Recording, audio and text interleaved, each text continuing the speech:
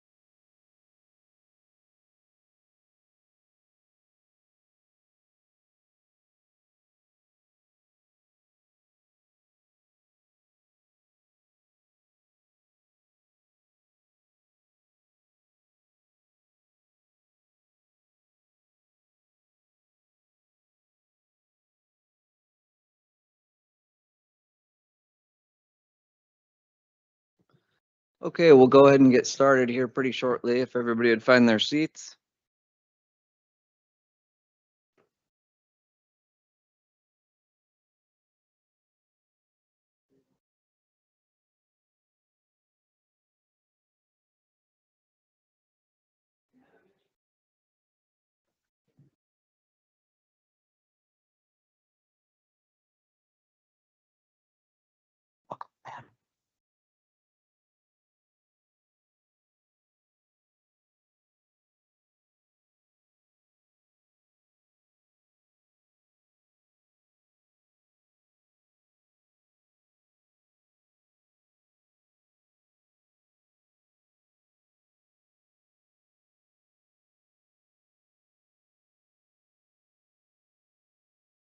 Okay, I'll go ahead and call the meeting to order at 6:30 p.m. Citizens who have requested to address the council will be called on at the appropriate time to make your comments. Will the clerk please call the roll? Thank you, Mayor Sports. All council members are present. Deputy Mayor Madewell is remote. Excellent, thank you. And we have Mr. Paul Hill here from the school board this evening to lead us in the Pledge of Allegiance.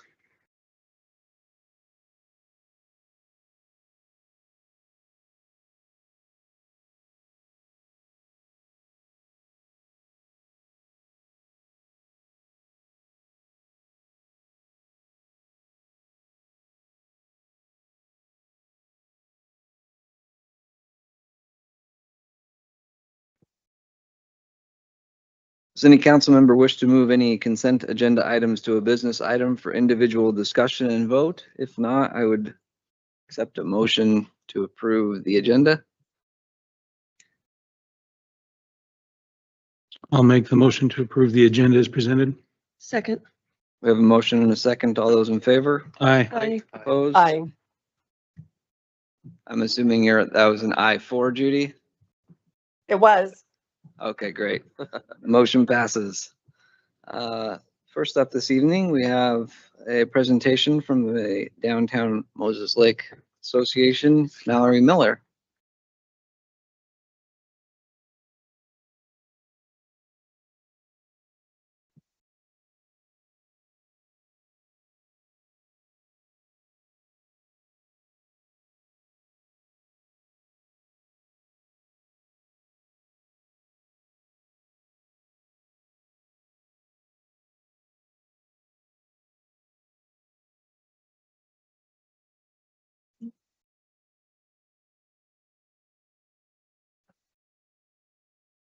My name is Mallory Miller, and I am the Executive Director of the Downtown Moses Lake Association, for those of you that don't know me. Do I have 5 minutes? Okay, I did not prepare for 5 minutes. First of all, I just want to say thank you to you guys for allowing me to speak tonight instead of on the 22nd, because as some of you can see, I am pregnant and expecting a baby on August 6th. And so July 22nd was pushing it a little too close for my comfort. So I just want to say thank you. But I will be celebrating my 2nd year as executive director for the DMLA in September. And so I honestly just feel super blessed to be able to have found this job, because I really do feel some days that it was made for me. And so with tonight's presentation, I am just excited to share some of the highlights from 2025. Our purpose of the DMLA is to simulate economic development and promote the area as an exciting place to live, shop, work, and play. Our committees focus on economic vitality, outreach, design, and promotion, working together to drive positive change. So we've been a Main Street community since 1996, and our Washington Main Street network includes over 70 towns and cities. And we are one of 40 communities in Washington State that's a part of the Main Street network. We all are committed to creating high quality places and to building stronger communities. So I'm going to talk a little bit about 2025 so far. We host annual planning meetings. We hosted our annual planning meeting with board members and staff at Windermere Real Estate, which is actually an office of our board member. And we talk about our budget, our events, our goals, and visions for the year. And then in February, we actually had our kickoff event, which used to be called our annual public meeting, but we changed the name this year, and that was hosted at Moore Brewing, which was open to the public, which is a presentation just like tonight, where I'm talking about things that we did in 2024 and things that we are going to do for 2025. We engaged community members in volunteerism, where we tracked 75 individuals last year who gave their time to downtown project, committee meetings, volunteer hours, and it was roughly around 500 hours overall. So, which is a huge value to us, because at the downtown we're a nonprofit, and so as of right now we only have one paid staff member, which is myself, and we'll be bringing on another person next week. And because we love our volunteers so much, we did a volunteer appreciation party in January at our DMLA office, and it was a no strings attached, just come and hang out and have fun. We had dinner sponsored by Tacos El Rey, and then we just did, we had soft drinks, and we did some minute to win it games. And so on the very top right, there's a husband and wife duo that had to stack penne pasta on a spaghetti noodle in under a minute. And then some other games, like we had like tossing a marshmallow into a red Solo cup under a minute, and using oven mitts to unwrap Hershey Kisses under a minute. And so we had some prizes for those winners. Main Street conferences, I get to and love to attend them quarterly, which are designed especially for executive directors around Washington State. And we get to learn what other executive directors are doing in their towns and see how I can bring some of those ideas back to Moses Lake. So the two bottom pictures, that was from January, where I went to the state capitol and I met with Judy Warnick. Thankfully, she already knows what we do because she's, Moses Lake. But then there's me in front of the Capitol to prove that I was really there. And then the top picture is myself with two board members, Denise and Alex, which was a conference in Roslyn and Cle Elum. And we were at the Heritage Distillery, which was a great time. So in March, we had our annual Brews and Tunes event, which was pretty fun. It's one of my favorite events. It was our second year in a row to sell out prior to the event. It was actually pretty hectic the week of. People were trying to get tickets, and we didn't have any. We had classic car and lowrider show. This was the first time that we'd ever and were able to span across 6 blocks. Normally in the past, we've never been able to close Alder Street, and this was the first year that we were able to do that. I worked with Brad Mitchell with the Streets Department, and which was pretty great because we were able to extend the car show down all the way to Chestnut, which was perfect because we had Skog Bros and Better Homes and Gardens that participated. So it made it really easy for people to walk and see the cars, but also make it to the extended locations. And then we had our first ever Brews and Tunes merch, a beer garden with full-size beverages, which we've done before, but we introduced cocktails for those that don't drink beer. And then because of other people that don't drink beer, we introduced a first ever tune-in ticket, which was for people that don't drink alcohol at all. So they were able to drink either an NA option or a soda or a lemonade or something like that. We coordinated a downtown cleanup, which was in April. It's always the last weekend in April, and we had about 50 volunteers to sign up from other businesses in town like Sela and Starbucks. We obviously worked with the city of Moses Lake, and then Ace Hardware donated trash bags, gloves, brooms, and then we had Domino's and Michael's Bistro donate lunch for all of our volunteers who helped clean up for the day.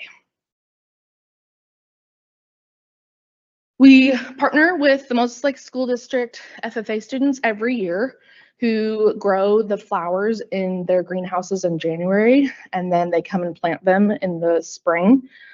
So they came and planted them on May 13th this year, and then they'll return in the fall to come clean them up. And this was the picture of the group that helped plant all the flowers in May.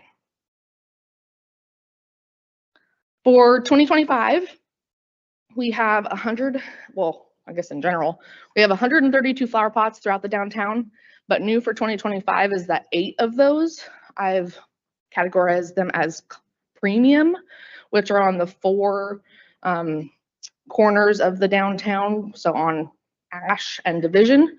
There's 4 pots that are twice the size, so that's twice as much soil, twice as many flowers. They get twice every day. They get watered twice every day. And so those actually sold out before, like within a week after I had shared them. And we have 53 pots adopted so far. And we also have a clock tower sponsor for this year, which is J.R. Simplot. And this picture was when the flowers got planted. So I don't know if you guys have driven downtown recently, but the flowers have grown significantly since then. Just haven't gotten outside. We hosted our 3rd annual Family Picnic Day in Nepal Park, where we partnered with multiple businesses. We had a platinum sponsor, which was the first time ever for a Family Picnic Day, which is Moses Lake Pediatric Dentistry. And we had a couple other silver sponsors, which was Vive Broadband, Renewal by Anderson, Hayden Homes, and Smile Surfers Kids Dentistry. This year we actually had 37 vendors to show up to Family Picnic Day, which was a pretty great turnout because last year was about 25. And each booth that came, they provided a kids activity. So there was something for all the kids to do. We have a coffee and conversation, which is always on the first Friday of every month, except for this month, because last Friday was July 4th. So this Friday, you guys can all come. You heard it here first. July 11th is going to be Care Moses Lake. And then the rest of the dates, August 1st, September 5th, October, and November 7th. And we're actually now booked out for the rest of the year because of me planning ahead. So that's pretty great. And we do have a waiting list now. So it's been something that's been more prominent and people want to get on the list. So we redirected state B&O taxes to work locally. So thanks to 17 businesses in 2024, we raised $129,000 through the Main Street Tax Credit Incentive Program, which provides businesses a 75% tax credit for redirecting their B&O, business and occupational, or their public utility tax, and in return they get a 75% tax credit for doing so. And so it's a way for businesses to, instead of paying the state, to literally keep your tax dollars here in Moses Lake, and that's how we do the work that we do. So this opened up for new pledges on January 13th. It's always the second Monday. So this is all of the logos of everyone that sponsored or that were our Main Street partners in 2024. Take a moment. And here is the list of our 2025 sponsors so far. You'll see that there are some new logos in there. So as of right now, we're on track to have received $138,450. So a little bit more than last year. And this is still open. So if any of you own a business and want to get your logo on this list, please contact me. So some of the achievements I'm super proud of in 2025. These pictures right here are from the Moses Lake Farmers Market that was downtown for Springfest weekend. Last year I had multiple businesses that were downtown reach out to me about it being dead downtown for Springfest weekend because everybody was over at McCosh Park. And so I took it upon myself and I reached out to the Moses Lake Farmers Market, and we had multiple meetings. It took quite some convincing, but I was able to convince the board members and we were able to have it downtown. We had the vendors in the middle of the street so people could shop on both sides. And I was able to walk around, and there was multiple times of the day that I walked around and I couldn't see down the street because there were so many people. And then towards the end of the day, I had those same business owners coming up to me, like just praising how much that they were appreciative of, having the farmers market downtown because they had great sales from the day. And then continues on to the picture on the left is our downtown office. So we're located at 205 South Division Street, which you guys might recognize is the address of the old incubator, the Ober project. We had some businesses move out of there at the end of July and September. And so we made the decision to close the Ober project and open it to our DMLA office. For for those of you that knew my office before, we were in the Desert Plaza building and we were down a hallway next to the men's restroom. I didn't have any windows. Like no one knew where we were. No one knew that we'd even been in association for 30 years. And so I'm super proud of our office downtown. We've got the nice logo. And I changed all the hanging plaques on the outside that say all of our events for the rest of the year and the dates. And we're right next to Crisp Salad, so people walk by all day long and get salads. And so it's a great visibility. So stop by and see it because I've done some work on the inside and I'm still going to be doing more. I've got some merch coming in tomorrow. It's going to be like a little bit of a boutique. You can buy DMLA merch, stuff for events, things like that. So in the middle is a picture of a LED snowflake, which I'm really proud of because I hear all the time about our wreaths. We do the wreaths and the banners in the fall, and people talk about how old they are, and you know they look like ones that hang on your door at home, but they're actually 3 feet tall. And so I partnered with STCU to continue their Starlight sponsorship, and they gave us some money to purchase these, as well as the funding that we received from the tax credit incentive program. To purchase 15 snowflakes, and they will be placed on 3rd Avenue in November, hopefully when I get back from maternity leave. So it'll be snowflakes, wreaths, all down 3rd, and then we'll have some banners on the side streets, which will be super evident that it's the holiday season for all of our events. And then the last picture is our DMLA brochures, which I handed out to city council members and staff before my presentation. And this was kind of a work of love. I actually designed this and had a little bit of help from a graphic designer in town, but we used to have brochures that it was a quad fold, not a trifold. And it was just too much information and the information didn't match what we did anymore. So I worked hard to create these. So if you want to grab one before you leave, it's basically all the stuff I talked about tonight, but in your hand instead. So final slide is our upcoming event schedule, which is we have Sip and Stroll on September 13th, which is our wine version of Brews and Tunes.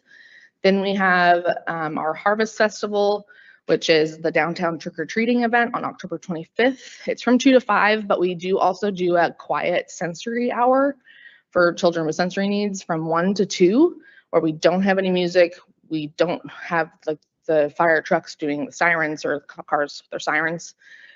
And then we have the tree lighting on November 21st, which will be kind of the kickoff to the new fun holiday lights of the downtown, and Ag Parade, which is our 30th annual this year. So I'm really excited. Hopefully I can bring some cool things for our 30th annual. So we made a big impact and I cannot wait to see what's next. Any questions? Thank you. Thank you. Great. Thank you so much, Mallory. Awesome. Thanks. Okay, at this time, we'll have citizen communications. The council values free expression of all points of view as an important democratic process. Each person is allowed a maximum of 5 minutes. When you're called to speak, please begin by stating your name and city of residence for the record. And I will ask that you refrain from applause or other disruption during our speaking period. First up, we have Joelle.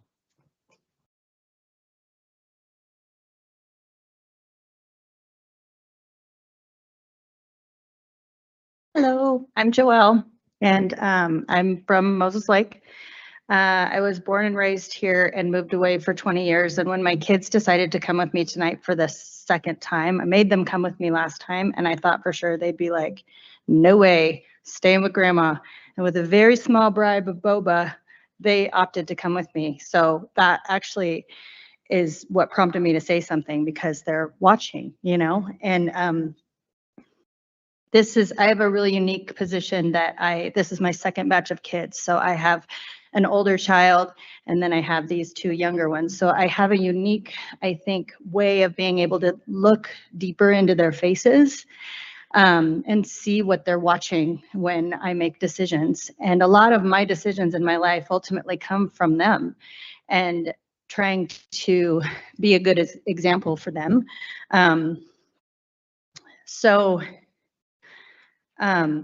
Our children really are incredibly intelligent if we take the time to ask them what they think. And they have ideas that are like current for right now. And I believe that it is our responsibility to keep them safe for sure. And that's a double-pronged, barbed wire a lot of times. How do we explain to them that we're in charge and we're here to keep them safe? And also we want to hear what they have to say.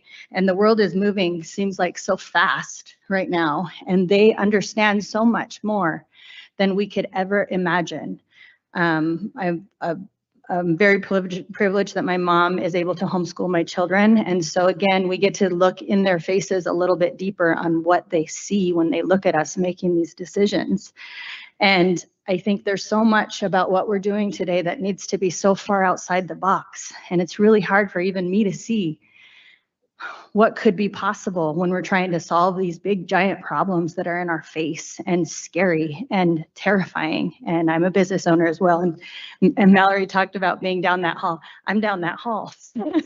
But I like, just to give you double sides of the lemon, I like being down there because I see that because people know where I am, but I'm off the beaten path. And when you know where I am, then you know where I'm to go. So I believe that it's our job to keep them safe, and it's their job to teach us compassion, real compassion of how to keep caring when it's hard. And I teach my kids every day to advocate for themselves and to be the change that we want to see in the world. And sometimes we lose track of that really easily on an everyday basis. They bring me back, and my daughter puts her arm on my chest and says, "Take a deep breath, Mom."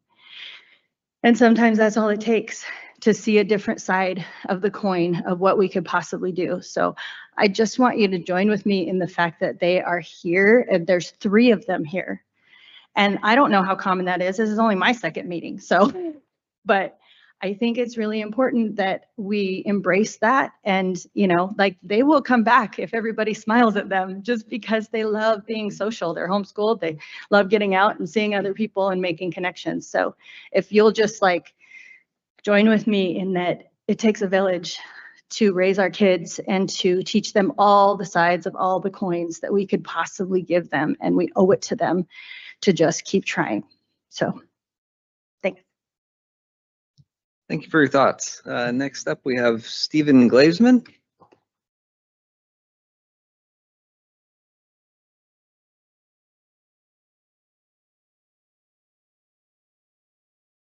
Hi, my name's Steve Glassman. I'm a resident of Moses Lake. I've been here for about 14 months. I'm also considered one of your homeless. And ever since the closure of the sleep center, it's been nothing but constant harassment with the new city ordinances. But at the same time, I have many friends. One of the managers at the Econo Lodge on Friday, there was an incident. We all got tickets for smoking at the park, and he walked right in front of the 2 officers smoking a cigarette and walks through the park, didn't even get talked to. There's been many incidences since the closure of the sleep center to where, it's just straight harassment on the city's part. City council could appoint a designated area for people that are sleeping in their cars like me. And it hasn't been done. Because of that, right now I got a parks pass, and me and my wife are at the dunes, but I have to move every 10 days. That's fine. Also, it's just insane the way things are being dealt with, because a lot of people consider the homeless the problem. No, the problem is people like Betty White, 15 miles out of town, that, can reach out to the cartel and have 50 pounds in her living room, that supply the homeless. The homeless are just the addicts. You tell me one homeless person that can bring in 50 pounds. That's the problem. It's not us. Most of us are just the victims that are caught up in a war between, the city and the people that actually bring in the drugs. And we need help, because for an example, when I first got here, probably 2 months into it, I broke down at this park because I ran out of gas. I reached out to every program I was told about, and not one of them could help me. And finally, one of the female firefighters from over there asked what was going on, and I told her, and she reached out to every program that I said I called. And it turns out that I was right. Not one of them wanted to help. So she finally said she was disgusted with calling places, and she got me a gas card out of her own pocket just to help me get out of the park. And like even recently, like my wife's mental health, like the things she does, like my credit score is over 700. I could go to a bank and get a home loan. I just can't afford to do that right now because like I can't pay the mortgage by myself. So what would be the point in me ruining my credit just to be back on the street? And like I've reached out to tons of programs and had my wife put into a locked facility in Spokane to where I don't know what happened. They told me she completed the program. They let her out, and she's the one that called me from the other side of Spokane before I knew she was even out of the facility. Like there's so many things that are wrong, and like not all the homeless are the same out here. We're all out homeless for different reasons. Some might be addicts and they choose to be out there. Others have just been caught up into other things to where it makes it almost impossible to get a place to stay. And like even with me, during one of my wife's episodes, she destroyed our title and registration to the vehicle. So like I have trouble getting my vehicle registered here. And that's like the main reason I can't be in town, because they threatened to tow my car. And like I'm trying to do things the right way. And right now, all that's been accomplished is, I had to get a parks pass so I can camp. But I'm also so far out of town, it cuts me and my wife off from resources that we need. Like me and her have been stuck out there for 2 days without food and water. And like, I'm not one of the people that'll go rob somewhere just to get what I need. Others, you're forcing them into that situation, and that still doesn't help, because after they're out of trouble, they're right back here, and then they're stuck here through probation and other reasons. So it's just like a lose-lose situation on both sides. That's all I can say. All right, thank you very much for your perspective. Any questions? Okay, Tina McKay.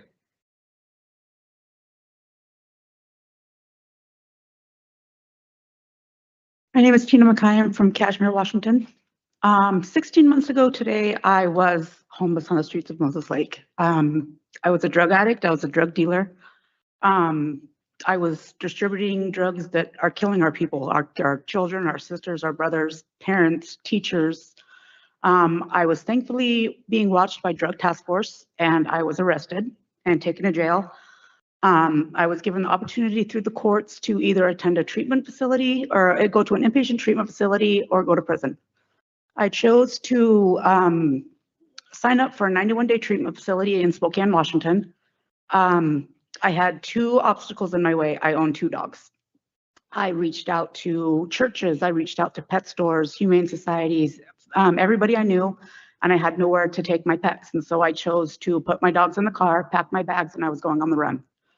2 days before I left to go on the run, a complete stranger reached out to me and told me that she knew about addiction and she wanted to house my dogs for me.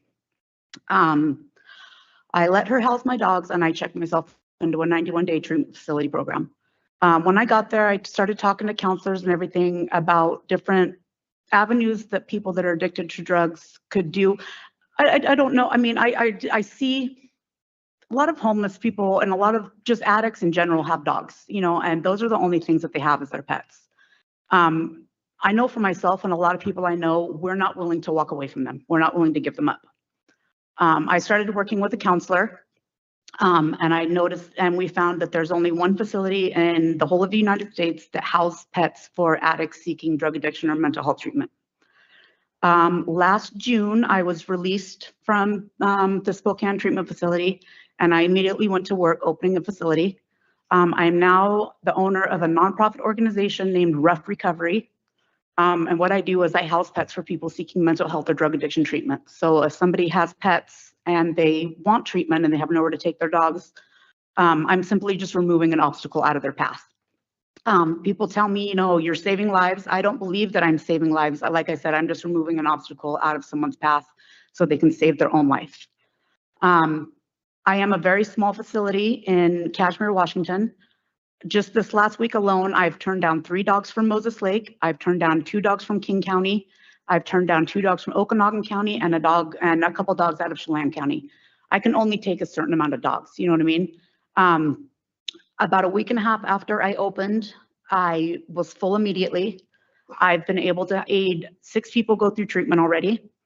You know, and I work 2 other jobs because I do all this. It's a nonprofit organization. I have no funding. So I work 2 other jobs to cover my own expenses and the dog facility expenses.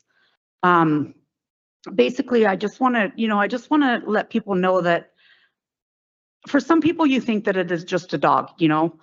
For people that have absolutely nothing left in their life except for their dog, that's all they have is their dog. And sometimes it's that one obstacle that's standing in your way that could change somebody's life. You know, I truly believe today that the lady that reached out to me and took my dogs saved my life. And I just want to be able to give back to the community the way that that lady gave to me, you know. We were out here in the park before we came into the meeting, and I noticed there's a lot of people out there with dogs. I don't know their stories. I don't know their histories. I don't know if they were just sunbathed. I mean, you know, but there's a lot of people out there with dogs. And, you know, if we could just open more facilities or get more funding, you know, I opened all the facilities I paid for all the, I have a piece of land that I rent from somebody, and I have outdoor kennels. I have dog runs. I have a big elm tree that shades the property. But in the wintertime, I'm gonna have nowhere to take these dogs. You know, in the wintertime, I have nothing to keep them out of the elements. You know, expanding the facility to different counties would be an amazing thing. You know, if somebody would like to talk to me and I could let you know how I did what I did. I don't necessarily have to be the head of facilities all over the world. You know, that's not what I'm trying to get. I just want people to know how I'm doing what I'm doing and why I'm doing what I'm doing. And maybe it could open up the doors for other people to step in and help, because, you know, the drug epidemic around here it's a serious thing and it's killing people every day. You know, there's people that you might not even imagine that do drugs, and we're losing, you know, kids are losing their parents, and you know, parents are losing their children. We're losing sisters, brothers, friends on a daily basis. And if we could just help the drug epidemic just a little bit by giving an opportunity, you know, if someone were to take their pet, it's the day that somebody comes home and picks up their pet from my facility is the most amazing day in the world for me. So that's all. Thank you very much. Okay, Joseph Moriarty.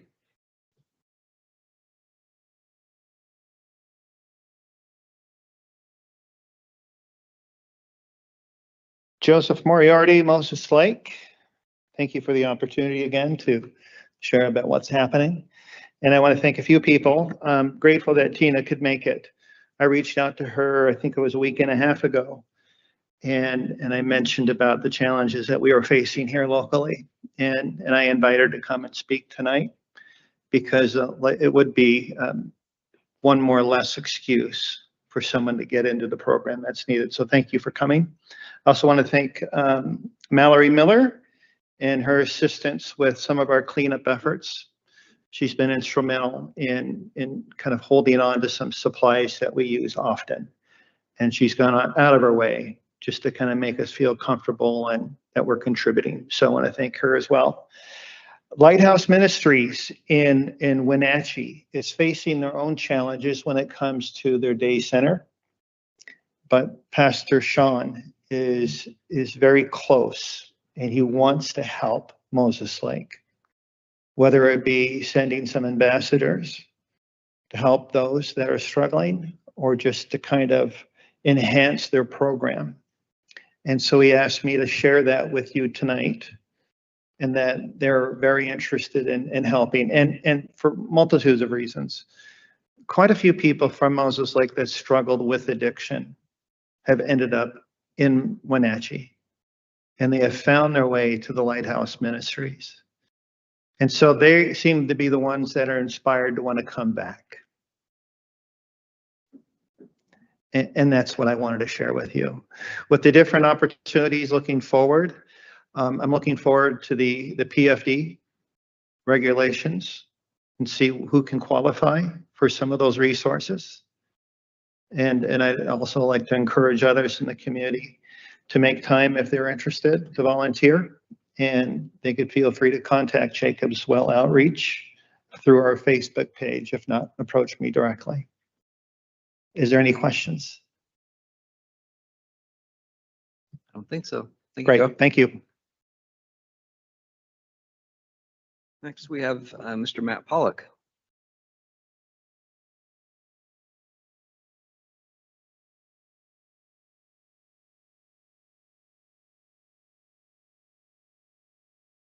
Hello, I'll probably be the quickest. Matt Pollock, Moses Lake. I just wanted to say thank you for not enacting the Narcan policy at your last meeting.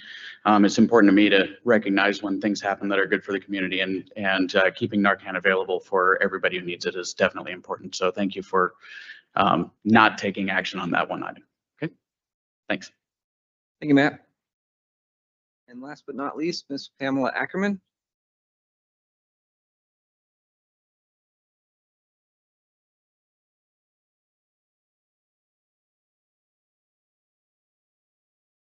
Hi, I'm Pamela Ackerman, and I'm from here in Moses Lake. Mostly I wanted to speak tonight to clarify some things from the last city council meeting. Before I say anything, I would like to make it crystal clear that I do not speak on behalf of Samaritan Healthcare. There are two people in the organization that are legally allowed to do that, and I am not one of them. When I spoke last time, at the end of my time up here, I believe I answered a question from Mr. Skog with the term "we." And I can see how that might have inferred that I was talking about the organization. That was not what I intended. And so again, I will say I do not in any capacity speak on behalf of Samaritan Healthcare. I watched the end of the city council meeting. I usually have to leave by 8 o'clock. And I was misquoted. What I said about Samaritan billing patients for Narcan is that we probably bill them when I was asked about charging for Narcan. The reason I said probably is because I was not sure. I can clarify for you at this time that Samaritan does not bill anyone for Narcan, whether they are inpatient, outpatient, or just someone coming in seeking Narcan. There is never, ever a charge. We provide Narcan to anyone upon request. We do not have a machine, but our pharmacy will prepare it. Again, this is my information. What I know, it is not on behalf of Samaritan Healthcare. I think that is pretty much what I had to say. I just wanted to clarify. And if there is any challenge to what I said, you can feel free to watch the YouTube of the last meeting, because I sure did. Thank you very much. Ackerman. Mr. Skog had a comment. Okay, to clarify, so somebody could walk in there, go up to the pharmacy and say, I would like some Narcan. Mhm. Great, okay, that's wonderful. Thank you very much for the clarification. Okay, that concludes the citizen comments for the evening. We'll jump right into public hearings. The first one is, I believe, the continuation. This is Western Avenue Vacate Ordinance 3070, which is continued from the last meeting on 6/24. And here to present this evening is Miss Vivian Ramsey. Thank you, Mayor. As you mentioned, this is a continuation of the public hearing for the vacation of Western Avenue, which is located on the peninsula between Broadway and Milwaukee Avenue. And the city staff, Mr. Holmesley of Holmesley Properties has requested this vacation, and city staff was able to meet with him since your last meeting. and came up to 5 agreements. Should council consider to approve the vacation. The first one is that the ownership of the 3-inch force effluent sewer will be abandoned by the city and turned over to Mr. Holmesley. The second, the city will maintain ownership of the 8-inch water main with all appurtenances, and provided that an appropriate maintenance easement of at least 15 feet is provided. A 50-foot portion of Western extending from Broadway will not be vacated. Mr. Holmesley will pave and install stormwater facilities if required for the portion not to be vacated. And then upon the vacation, this one's a little more complicated. Holmesley Properties can limit public access to the former Western Avenue from its intersection with Milwaukee Avenue by means of a gate installed with a Knox box permitting emergency access.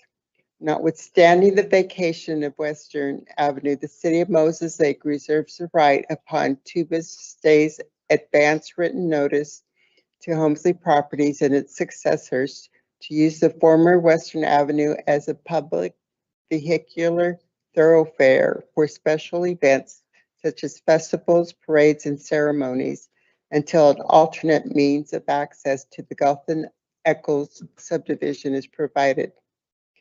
The 5th item is that Mr. Holmesley will still be held to the covenant to construct the sewer within Broadway for his property portion.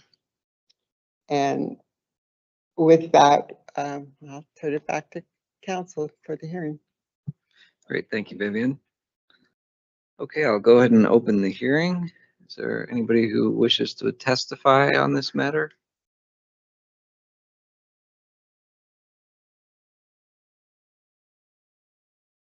Okay, since there's no public comment, we have a discussion.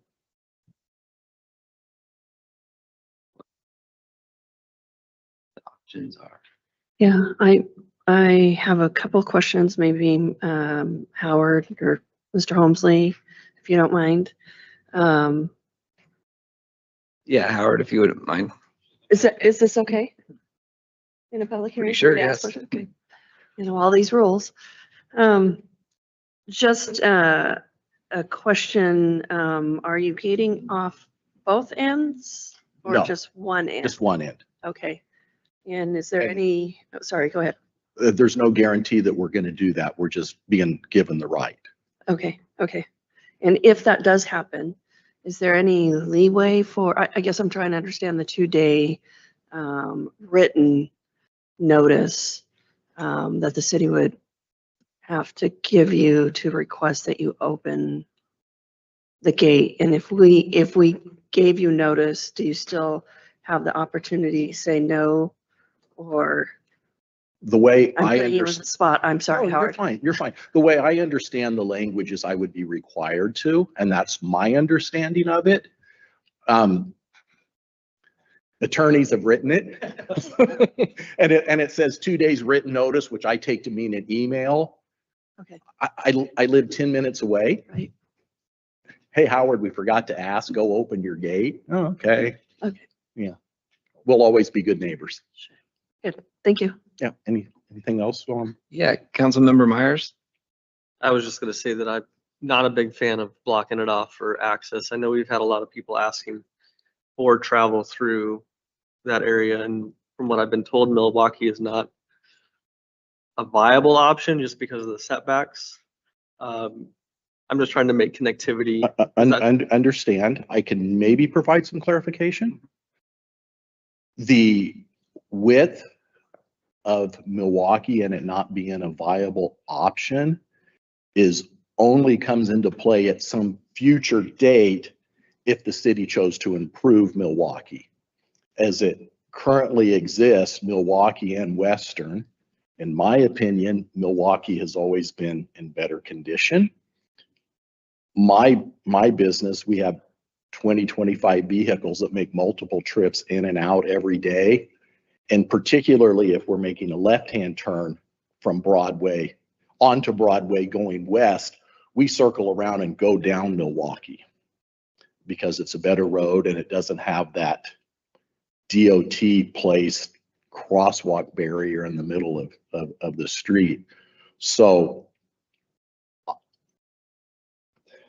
Milwaukee is every bit as viable as an option as Western is and has been for the last 25 years that I've owned property there. That helps. As far as blocking it, I'm not saying we're going to, I just want the right.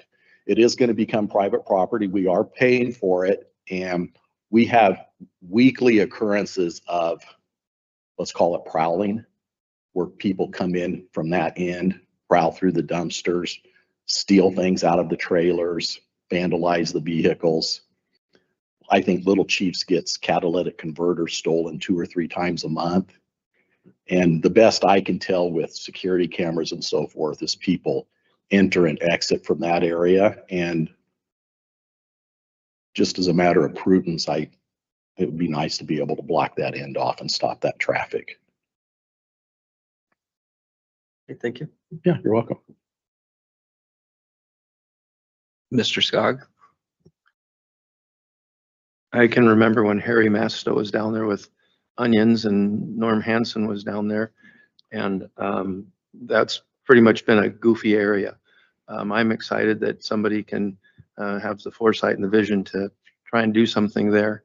And I think what you've done so far has been really cool. Appreciate that. Applaud you Thank for you. doing that. And I'm excited to see what can happen in that area now that you're going to have the opportunity to have some space for something more than a forklift. So I applaud you for doing. Yes, for doing thank you. that. Appreciate you. that. Hey, any other comments? I think we're Okay, good. thank Howard. you. Thank you. So we have a few options here. Well, I think we've resolved our concerns to this point. I don't know if we need to make a motion or, Yeah, Yeah. we'll go ahead and we can close the hearing. No? No? I'll go ahead and close the hearing now then.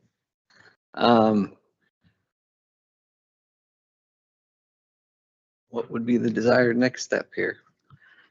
for staff to prepare an ordinance for council adoption. And we just need consensus on that, Catherine? Or is that by vote?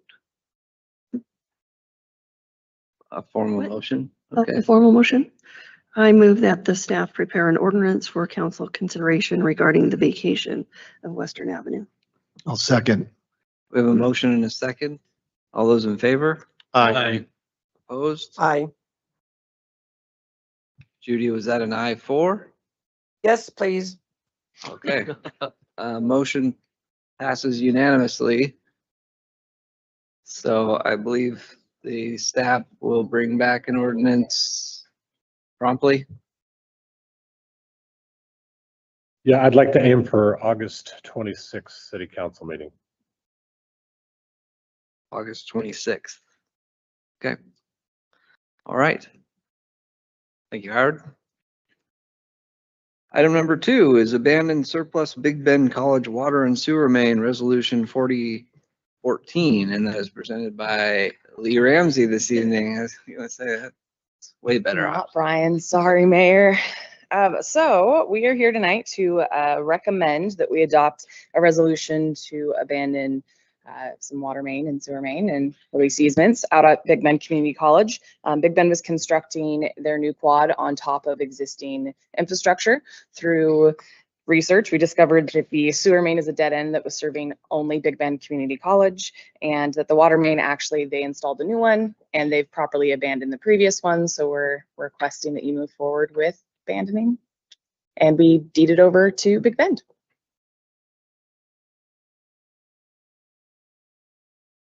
Any questions?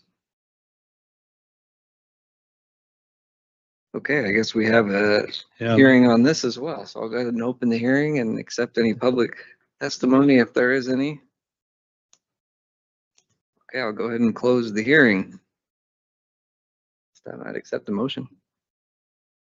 I'll make a motion to abandon the surplus Big Bend College Water and Sewer Main Resolution 4014. I'll second. We have a motion and a second on resolution 4014. All those in favor? Aye. Aye. Opposed? Aye. Yes, please. Just gonna clarify one more time, Judy, that is It an was aye. me, yes. Okay, Sorry. that's an aye for. Our motion passes unanimously. Thank you, Lee. Okay, the next item we have is the consent agenda. All items listed are considered to be routine and will be enacted by one motion, which I would accept now. I move to adopt the consent agenda as presented. I'll second that one. We have a motion and a second. All those in favor? Aye. Aye. Opposed?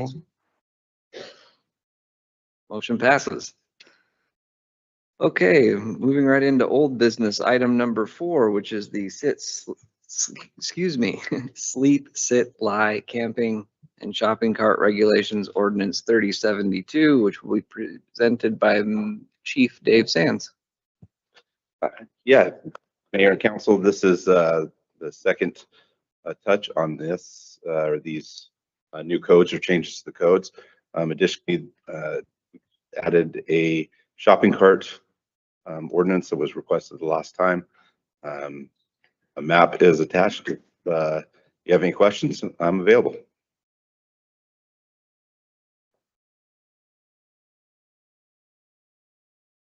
Questions, comments? Don? The only thing that I would adjust on the cart portion of the ordinance was, and I was looking at Federal Way, and there, it was the closest that I was looking at for an example. They had a portion in there that waived the fee for shopping cart retrieval if they had security measures in place for shopping carts. So if they had either the locking wheels, the poles, if they had anybody going out to gather the carts, or even security personnel, those businesses were not fined for picking up their carts because they already had those in place. And I'd like to encourage the businesses to have those measures so that we have less carts to pick up. And that was one portion of their code that I'd like to add to ours.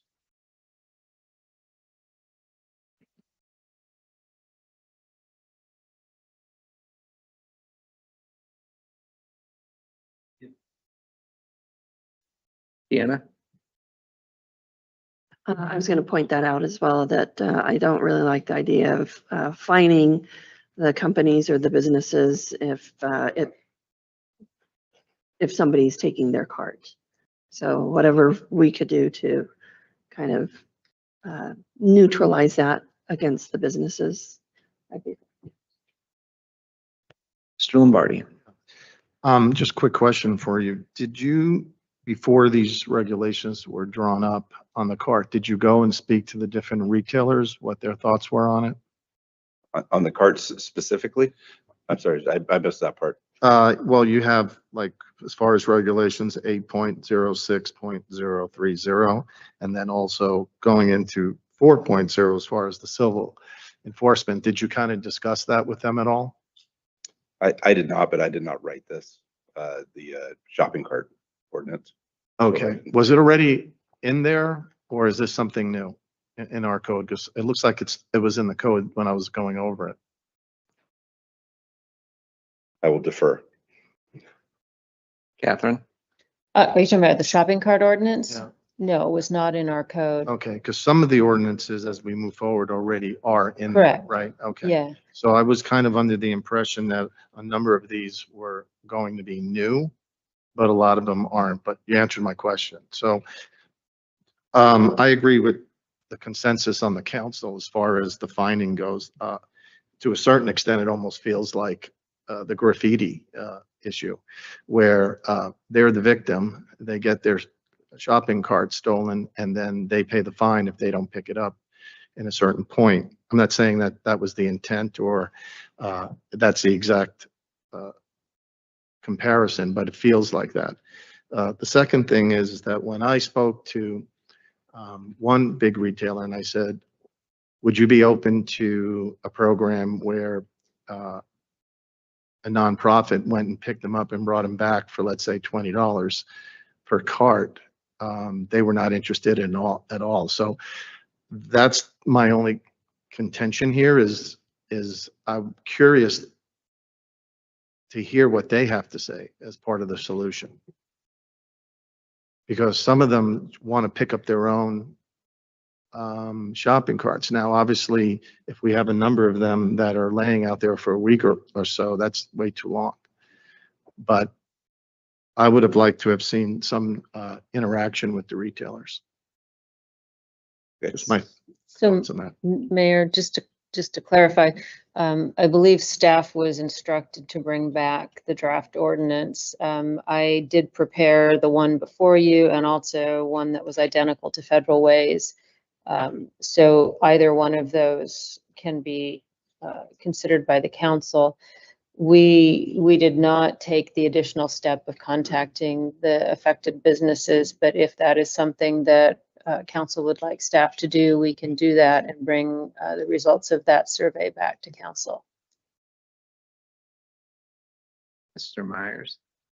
We have visited this once before, and we tried to get them to pick up their carts willingly, and they were not interested in that. They didn't even want to hire anybody to go pick them up. I don't know how much a cart is, but it seems like a bit of a loss. So I'm not sure why they wanted to do that, but that's why I wanted to encourage them for the security measures to save their carts versus us having to go pick them up all the time.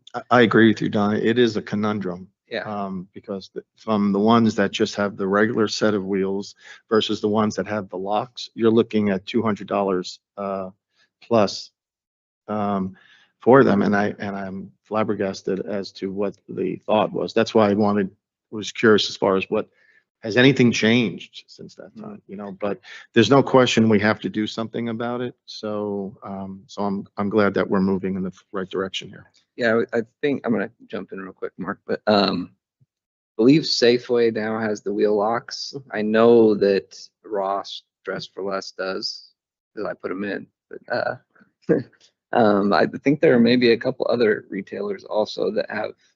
So I'm in favor of exploring more of the Federal Way model myself. Mark?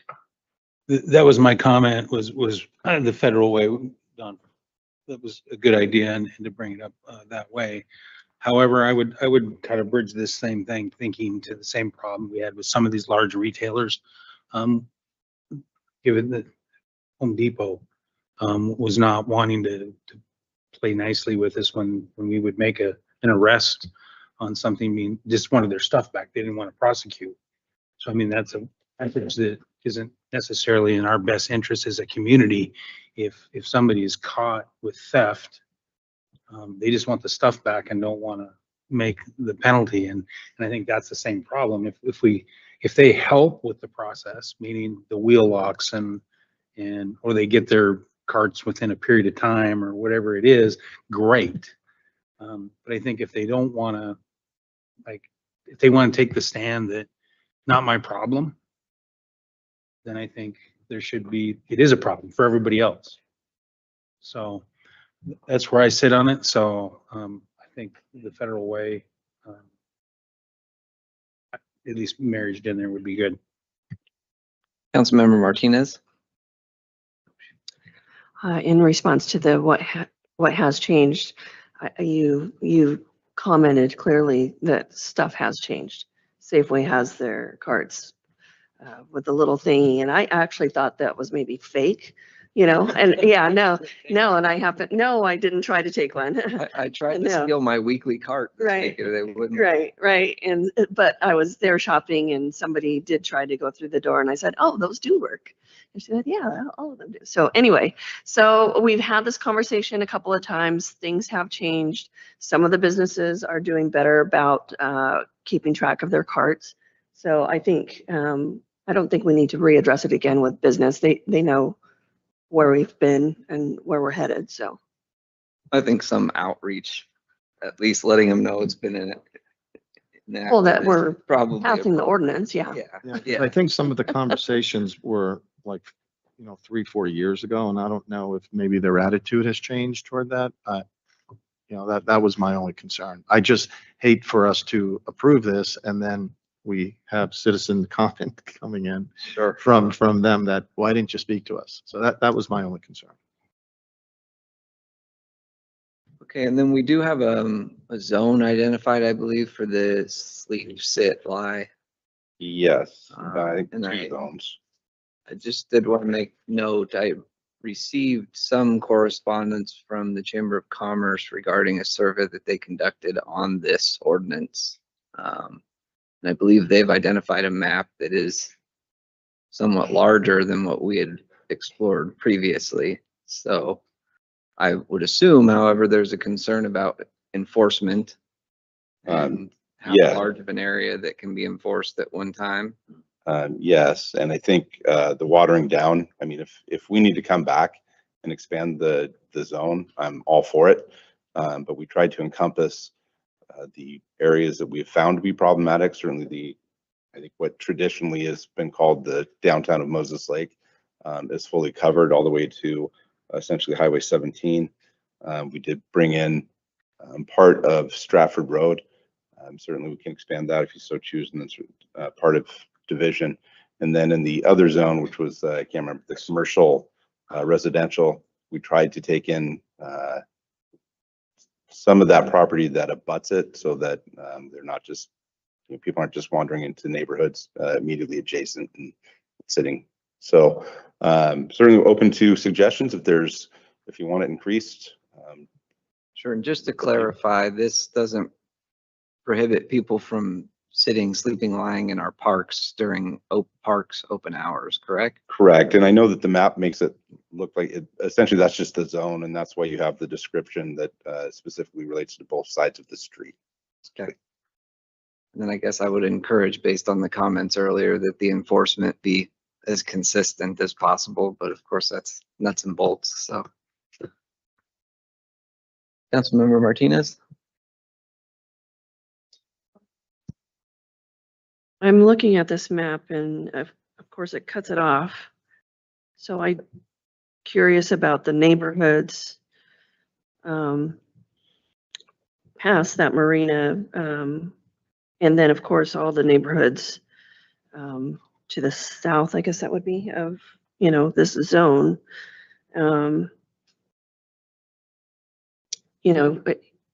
Literally, we are pushing people out of this area, and I understand the concept. I do. But now there's a potential for neighborhoods that include older people, that include kids and families that might have to deal with this issue. And that's my concern as well. So, and it's not going to be illegal for them to be sitting or in line, correct? So it's not even like they can call the police and say, hey, I've got somebody that's been sleeping on my sidewalk overnight, and I'm concerned for my kids. Sure. Any thoughts on how you're going to deal with that, or how the city's going to deal with that? Because it doesn't just lie on the police, because obviously if there's not an ordinance, you can't do anything. Sure, and again, I mean, if it's something that we need to revisit, we're not seeing people, I mean, we're not seeing a lot of people sleeping necessarily in the downtown areas where they're visible, at least, up to now. I mean, obviously things happen, things change, I get it. And if we need to readjust, then I have no qualms about coming back and readjusting. Certainly you still can't block, sidewalks per se. You have to allow movement through. I mean, granted, they could just move over, but we can certainly address that. I just have concerns about making it so overbroad that it becomes, we're just going to get calls to people that are not necessarily sleeping there. But again, going back to the consistent, if what that gentleman said was true, we have to be as consistent as we possibly can, and we can't be so overbroad that it doesn't get enforced. Right. I'm not asking the zone to be bigger, that's for sure. I guess I'm just making the point to those who might be in the neighborhoods that this issue might occur once we determine and enact an ordinance that identifies the zone. And so. Absolutely. And there's still nothing that prevents them from calling us if they see, I mean, certainly I would think it'd be suspicious if I looked out my window in the morning and saw someone sleeping across the sidewalk in front of my house, whether or not they were in need of help or what have you. But I guess the biggest thing to me is I want to assure you that we are willing to come back and ask that to be expanded if it proves to be difficult. Councilmember Myers? I do want to make one suggestion on the map would be to extend Stratford all the way to Highway 17 as far as we legally can. I don't know if we can enforce on DOT property, but up to at least Mart Road, that area. Because I know we get quite a bit of people sitting on that corner there frequently.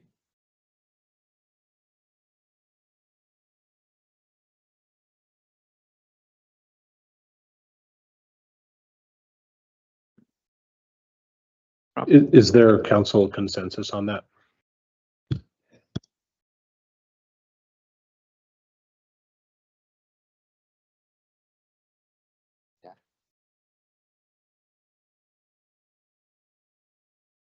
Okay.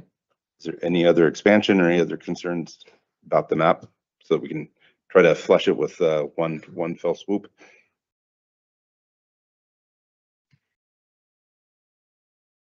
I'm good with it. but- I'm good. I could even make a motion to adopt ordinance 3072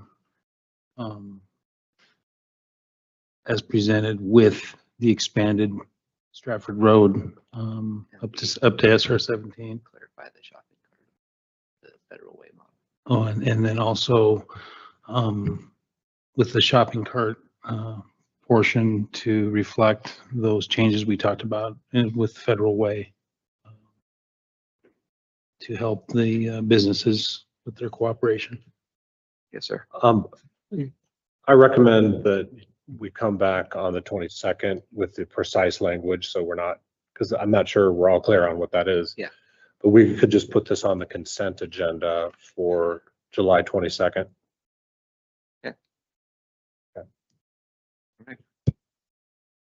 So we'll just continue this. Yeah, okay, perfect. Okay. Make sure to read your agenda. Moving on to item number 5, which is graffiti regulations amendment ordinance 3073. Vivian? So this was a request from code enforcement asking you to repeal the graffiti chapter of the nuisance ordinance or the nuisance code. Chapter 816, they found that the 72 hours required for the cleanup of vandalism wasn't adequate in all situations. And also that it went directly to an appeal process and didn't give the code enforcement officers the opportunity to work with the people to extend their time for cleanup. And that they've been having a lot of success in working with people in getting them to coordinate it with people that will supply the paint remover or the paint cover up and the supplies at a discounted rate. And also they wanted to amend the regular nuisance ordinance. They worked with Councilman Myers to keep the part about the sale and gifting of graffiti implements in the code. And that would discourage people from selling to minors items such as the spray paint and anything else they use to implement or to do the graffiti. Councilmember Martinez. I just want to thank code enforcement for coming to us with something that they knew they could improve on with council approval. So I appreciate it. I appreciate especially that they're lengthening the time or requesting a lengthened time to resolve the issue because, you know, I work 3 12-hour shifts in a row and, you know, I wouldn't have time to be able to fix that without getting in trouble with the city. So, yeah, thank you. This is a better language. Thanks. I'll pass that on to. Councilmember Lombardi. Yeah, this is more of a question for Chief Sands. So in the past, I usually would get phone calls to help plead because I've always done that. And I haven't been getting very many, and I don't go into every neighborhood all the time, but are we seeing a decrease in graffiti? I honestly, I couldn't answer that today. If we are, what that number would be. Okay. I guess anecdotally you might say we are, but again, that could just be the site, but we're. Yeah, I mean, typically it's always, we get these waves that are just incredible. And then all of a sudden, you know, yeah. Councilmember, I can kind of chime in on that. In the parks, we generally see it as kids are getting out of school and then right before they're going back to school, and it builds and there's peaks and valleys. I think we're in a valley. So I don't think that it's decreased in any or declined in any way. I just think we're in one of the valleys of it happening. Okay, enjoy on the way down. Thank you. Yeah. It's either that or the quality's getting better and people just appreciate it. Okay. With all that being stated, I'd accept a motion. So moved. I'll second. We have a motion and a second to adopt the ordinance, I'm assuming? Yes. Okay, thank you. 3073. All those in favor? Aye. Opposed? Aye. I'm going to assume that's a 4. So motion passes unanimously. Thank you, Judy. You're welcome. The second, I believe, yes. Okay, we're getting through this. We are already on to new business. Item number 6, which is the Moses Lake School District Watering Exception Ordinance 3071. And here to present this evening is Mr. Rob Carlinzi. Yeah, thank you, Your Honor. The school district recently contacted us to discuss their concern about the city's restrictions on watering during the week.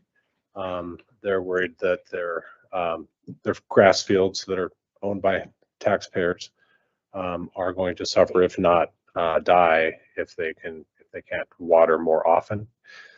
So based on that, our city attorney drafted a resolution, ordinance actually, adding to the exemptions, allowing the school district to water their athletic fields more often. So that's the ordinance in front of you. We have school district staff here, including our superintendent, Carol Lewis. And I assume you're all available for questions. Thank you.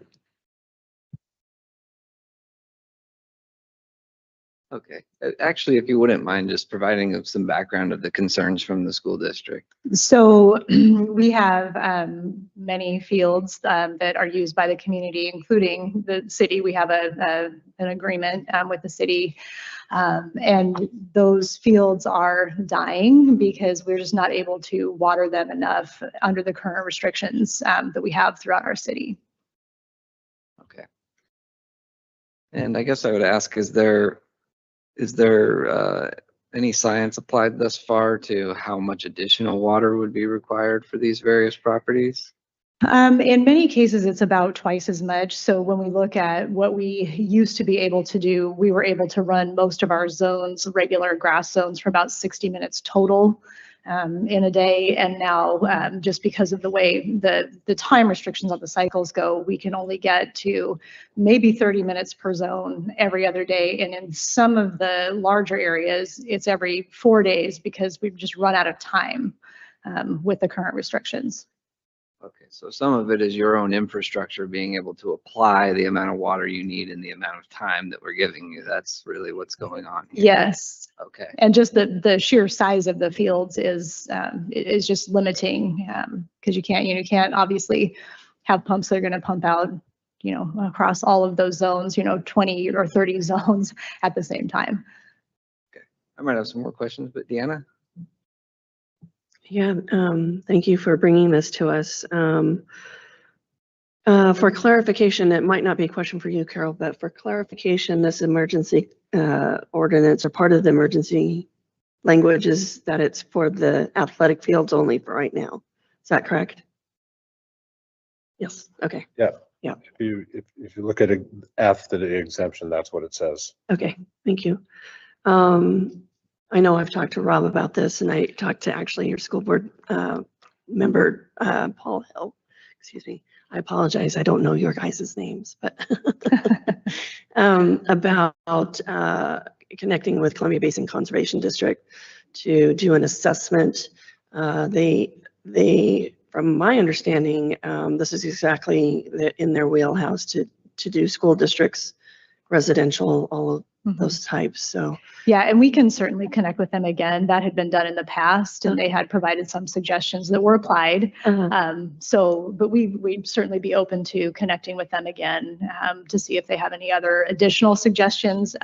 One of the kind of in alignment with some of the things that they were speaking about were more in alignment with, and this is my understanding, I wasn't part of that conversation, but going back and looking what it looked like, more in alignment with parks that might have more shade available, and also the ability to grow grass longer, which preserves it, and you need a little bit less watering. So particular to the sports fields, there's not going to be shade, and we have to cut them really short.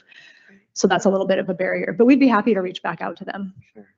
And then your athletic fields, are they just regular grass? Is there, I know other cities or places that have much more money convert their fields to something that requires less grass and less watering. Yes, so Lions Field is turf, and we do have, some maintenance of that, but otherwise, when you're just talking about a, regular middle school field, it's grass. Okay.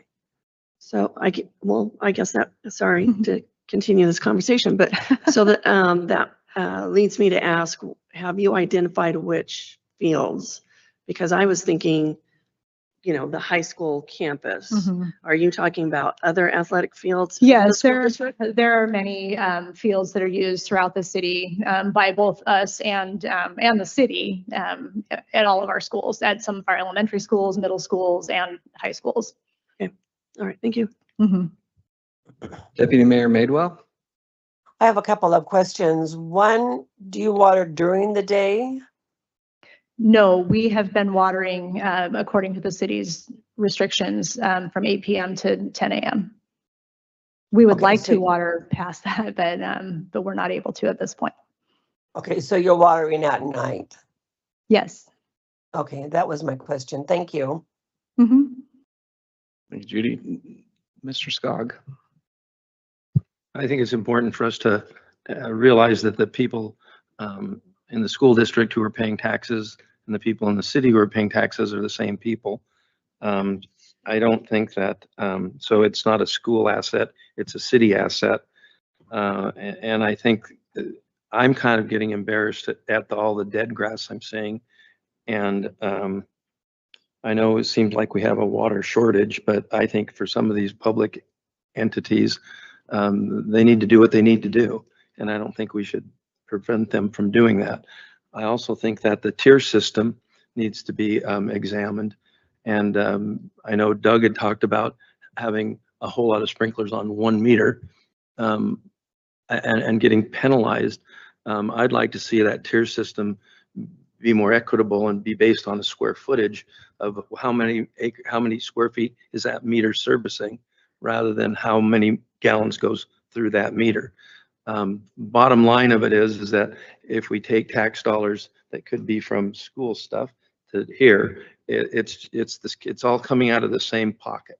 So that doesn't make sense to me to penalize the school properties that our kids use and that we consider an asset to this community and penalize them. And they need to do what they need to do prudently, but things need to be watered. Those are some yards that we can expect and need to be in good shape. So I think they should water as needed.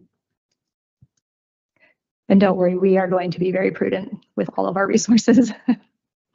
Mr. Lombardi. I'm going to follow up on Councilmember Scoggs' point as well. You know, being on the Parks and Rec committee when we had it, I was concerned last year when the initial levy didn't pass. And then I saw the fields go basically brown.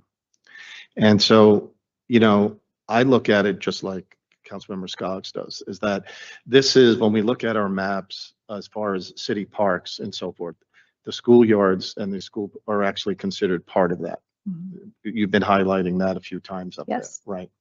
And so from my standpoint, I think it's a gravity type situation here where we don't have an interlocal agreement with you folks.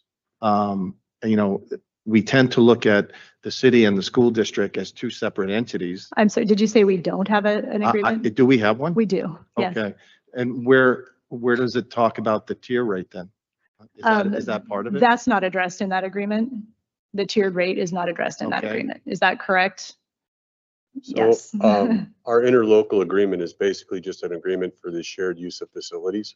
It is not a broad interlocal agreement. That's what I mean. Yeah. Right. It's just a generic type of understanding more so than. That we can have Yeah. reciprocal use of each other's Correct. fields. Yes, so it does not address the specific water issue. You are correct. And so to me, even though my job is to try to help the city save as much money as it can, I still look at it that from an equitable standpoint, that these are fields that all of our citizens are using. And so I'd like to see at some point, Mayor, if we can look at the pricing of the water, especially if we're going to do alternate days type scenarios where you're going to have to overload, you know? So those are just some of my thoughts, but I'd like to see something worked out between both parties. Sure. I had a feeling the conversation was going to go to these places, so Mr. Fancher, might as well continue it. On the rates, these guys handle that enough. No, mine's just from just again, being a guy from the grass business years ago. Is anybody here with maintenance by any chance? Well, we have our construction manager, so. Well, just so like before all of this went down, what I'll just use, almost said Chief Mo, Columbia. Whichever. How long, in a perfect world, how long does it take to run all the stations properly through there? Do you probably need to record? I'm just trying to get a handle on their issues in And general. they're not on this list, right? So. And it doesn't have to be that one. You can, was trying to throw a name to it. Well, the fortunate thing about the school you reference is on a well obviously for us. Perfect. Good. Keep watering. No. And same as the high school is Yeah. on 2 wells already, so that the school. Yeah, give me one that's not then. We have on, So like Larson Heights. now, for example, Larson, we have over 22 zones. We're right down through here that we're trying to cycle through within the time allocation. So we're like our main zone 1, our field. You can run one zone at a time. We can run a couple, depends on if the zone is the lawn or a buffer Sure. in the planters. Okay. So when you look at what we had to do to work within the alternating days, we are putting our irrigation onto our fields for about 30 minutes to run a cycle. And then we go to another one. And then on our planting areas, we're kicking those down on the shrubs to 10 minutes, just to work some water onto the fields and into the planters within the parameters of the zones and the city's new watering requirements. What I can see here, like for Larson, As an example, it would take from 8 PM to 6:10 AM. Yeah. So to get through that. And the reason I bring it up, and I have enough background in irrigating that turf in general, that the bottom line is you don't have the capacity, the pumping capacity and stuff to effectively do it. If you could, water half your fields or, half your field at one time, just again for the public, you could get enough water on it all at one day that it would work, because a longer watering, and that's the unfortunate thing about our schedule, is it's much better to soak your grass and not water it every day, but it's got to the water has to reach the level of the roots, and that 30-minute deal isn't getting it. And so I get it. Yeah. The other thing you need to keep in consideration when you look at our schools that are using city water as irrigation water from Sage Point up to the base. Sage Point is a very sandy loam that we're trying to water, so the water just goes right through. Sure. And when we designed our schools back in the day, this issue of water consumption wasn't, so we weren't designing our systems to run so hard, because that's a big cost too. And you start upping your pumps and the piping and the control. But when you look at, I reached out to our design team for what we did at Vanguard, which is all on, and we recently, in cooperation with the new city ordinances, when I built out Vanguard, I made provisions to extend the water to backfeed, and we separated ourselves off the city system. So we're feeding CB Tech now off the wells that we have at the high school. But when you look at the designing the water for an irrigation system, you want to look at all these conditions of the soil conditions, and you're looking at dumping at least 1 to 1.5 inches per week of water over that sod area. And that can vary because we cut our grass shorter for easier play. Our fields are in the direct sunlight. When we get into the summer months, we're running twice as much, because we also have to be considerate when we start running our sprinklers during the school year. We're running them at night, but sometimes, like at the high school, we have over 100 some zones out there between CB Tech, Vanguard, and the high school that we have to switch around and start watering, skip some zones to get through it. So it's based upon getting volume of water dumped on your land, not how much time can we run our cycle to the new requirements, especially when you look at our play fields. For example, out at Sage Point, it's about, what did I say, 5 acres of land. And to put it in perspective, if the district loses that field, taking the construction cost estimates that I've had by a third party for our elementary 12, taking out line items that would be applicable to just replacing that field, we're looking at about $11 a square foot. For 5 acres, that's putting up to about $2.5–3 million just on one field that we're trying to water within the parameters of the system that the city is structured for us. So my comment, my question to get to it though, is at the end of the day, so if we do this, is it still enough?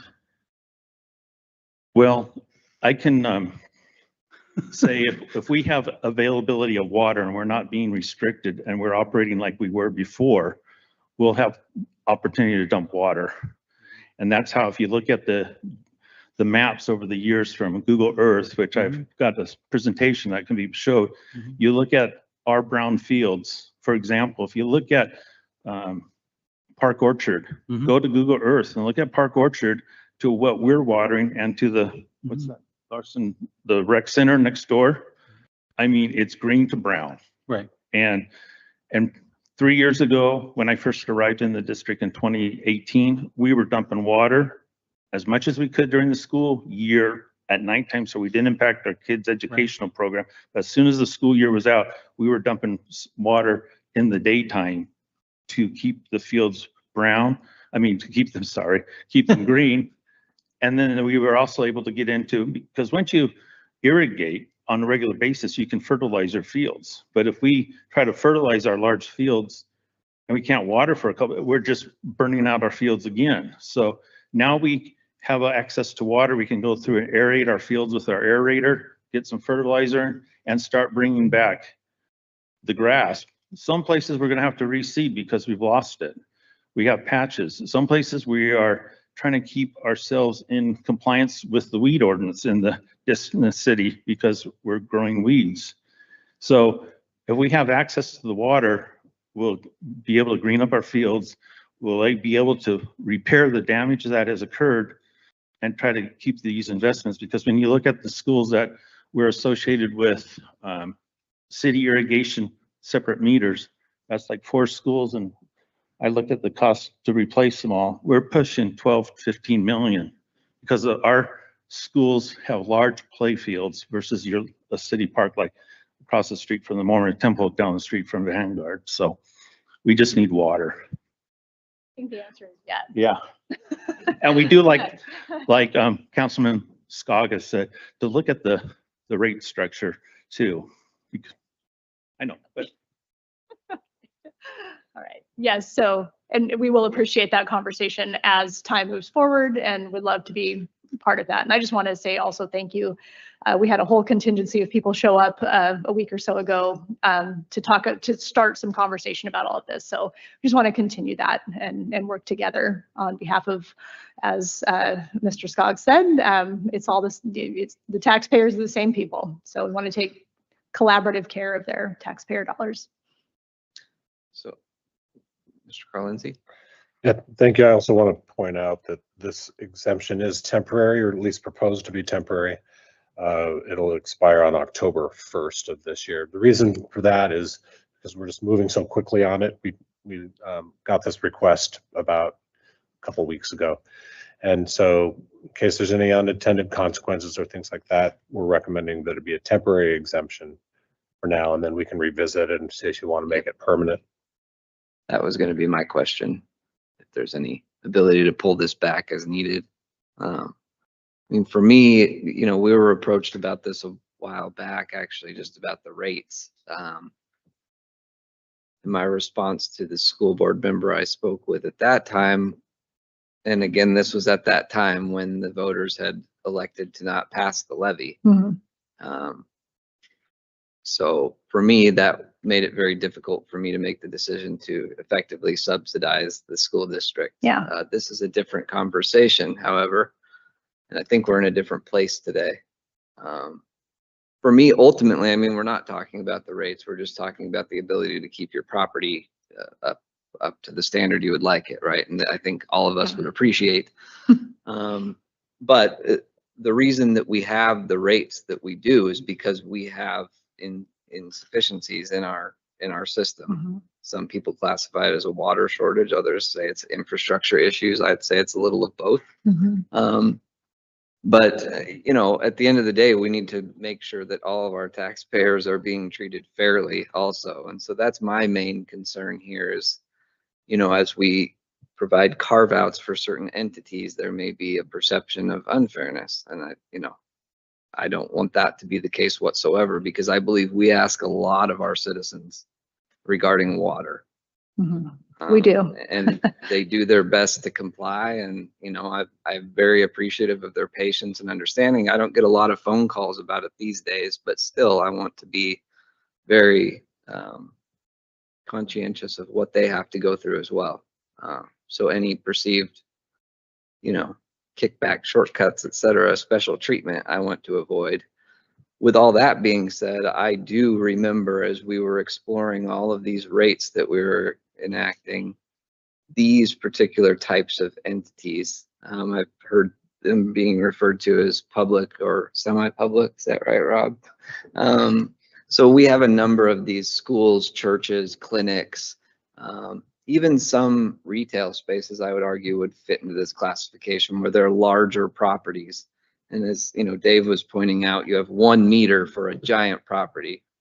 All of our residential properties actually are getting smaller. So the amount that people can water is going down. We've also implemented other measures to reduce the amount of grass that they're watering on their property. So we've gone the other way with a lot of our residences.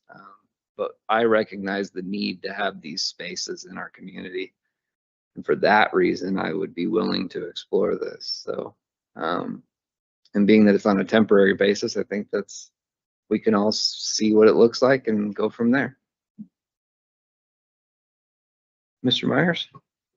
I was just gonna say I appreciate his comments and I agree with that. Yeah, as citizens, we all share a lot of the same spaces, but we also share the same water source.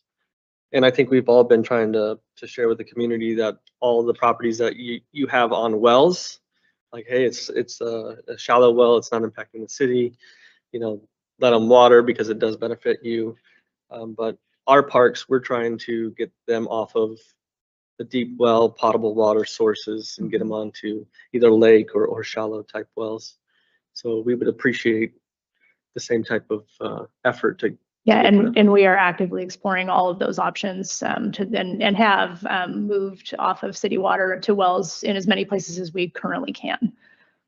I think we've discussed, or the idea has been tossed around of special wells that maybe you could drill. And right now the city doesn't allow for private wells like that, but I think in this type of instance, we may look at something like that for irrigation purposes. And we would welcome being part of that conversation as we go forward. Mr. Skog. One last comment about schools. I would consider their grass an essential part of being in the city. I don't feel that there'd be any problem with the question of fairness. I think that's essential. And if there's only one pile of grass left in the community, it should be at a school or a park, so that everybody can enjoy. So I don't have any problem at all with allowing them to do what needs to be done. I would suggest that if we're going to look at this in October, that we do that prior to that, so that when that date comes and goes, a decision has already been made and they can plan accordingly. So I don't want to put that on a back burner and then the week before say yes or no. I'd like to get that done, well ahead of that time. And I would want to put in there something about the rate. I don't know if I think it's more of a penalty than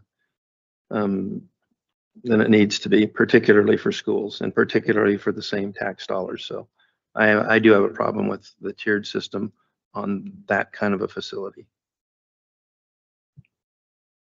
Councilmember Martinez. Here's David and I thinking alike. I was going to suggest or ask that I know the city's busy with a lot of things. We've got an emergency sewer problem. So let's not wait till October deadline or the end of the ordinance if that does pass.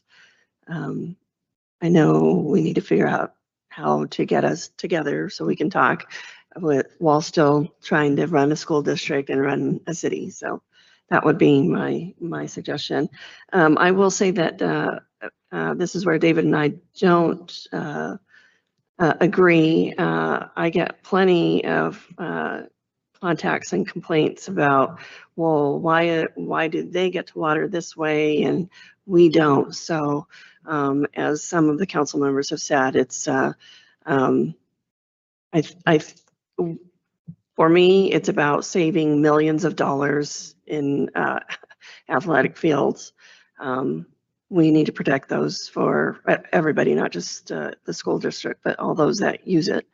But knowing that it should be equitable. And I hope that, as you said, that you will be protecting that resource for us. Yeah. Absolutely, because it is the taxpayers' resource. It's not ours. It belongs to the taxpayers. So yeah. Thank you. Mr. Mayor, couple of quick things before you guys go any further. I just want to clarify two things for you. The October date of this expiration really isn't a hard stop deadline for you because we stop irrigating in October. So really it's not going to be a huge deal to have this end in October. We don't have a drop dead and fall off the earth date there, number one. Number two, when we're talking about being equitable, we as the city pay those tiered rates. So we are all being treated the same. And I wanted to make sure that that was clear because we had public here. I know the council knows it. I know that staff knows it, but I wanted that out in the public because we're not being treated any differently as the city than the school district is being treated at this time. This is all equitable. So while I might grumble about the rates and did it change my budget? Absolutely. And was it a big bite? It was. But we are dealing with that, and we are trying to, as the city, set the example for our citizens on how we should be doing this. So just those 2 points I wanted to make because I wanted to make sure those were clarified with public here. And may I make a kind of a add on to your point? In a lot of instances, we do stop watering around October, but we do have sports teams, fall sports that go past that into November. So you know, we could run up against it would be great if we could try to get some resolution prior to October, because it may wind up impacting depending on what the weather's like and all of that. And if we have teams that qualify for state and all those kinds of things. And we hope we do. I do too. Okay. Mr. Lombardi. Carol just answered my point, so thank you. Thank you. Well, Your Honor, to maybe take some of the pressure off, could we just move it out another month to November 1st or November 15th? Sure. Yes. How about November 15th? Okay. I was gonna try to make that motion without him knowing and then see if he stopped me again. Okay. And just to, so I understand a little bit, you're essentially wanting to double your consumption. In some areas, yes. But it's not every single school district property. Not every single, no, we're looking right now at our sports fields. So the properties that have sports fields that are used by us and other entities. Sure, but in the high school is on a well. Yes. So all of that is not irrigated with city water. No, there's a couple of little, I was looking at the bills today actually, and there's a couple of really tiny spots that are, but in general, no, not the sports fields. Because I would assume when the public hears this, that's the first property they're going to think of because it's the biggest, right? So it's okay. It's the pumpkin patch and stuff. Yeah. So we're working on fixing systems, but there's just some tiny little spots, but it is not the sports fields at Moses Lake High School that are being irrigated by city water. Okay. And then like for Sage Point, has it been explored at all to try to get water out of the lake? Yes, and we're thinking about that and we need to have further conversation, so. Okay. All right. Well, I would urge staff to step in when we can. Right, exactly.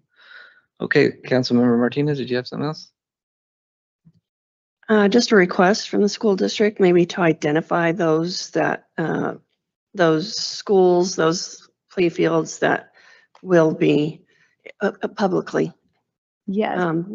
I mean, you can do it here too, but I think we're starting to run long. Yes. And we always say each meeting, this can be a short meeting. We say that at the school board meetings too, and then that happens, so. Yeah, I think it would be beneficial for the public to know in an announcement, should this ordinance be passed, that what facilities are. Yes, and we can do that, and I'm not going to read the list right here, but Mr. Shannon can get a press release out about that. All right, thank you. Yep.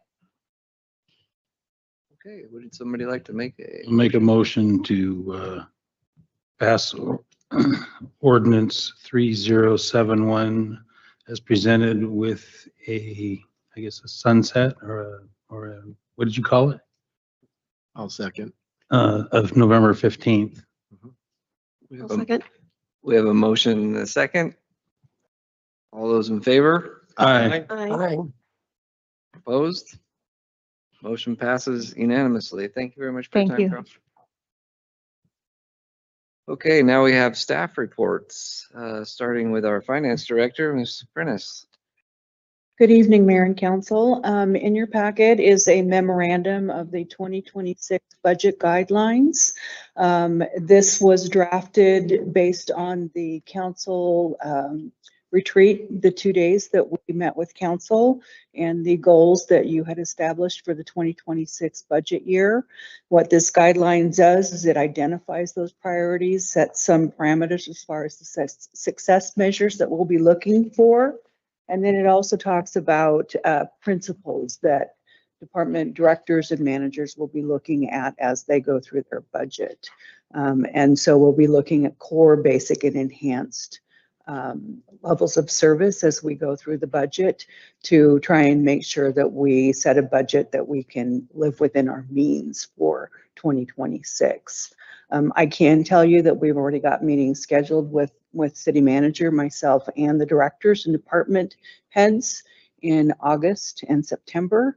So we will be setting some time aside to go through their budgets on a line by line item and really taking hard looks at the budgets this year before we start having the meetings with council, the budget hearings in September. So if there's any questions on this, I welcome any questions.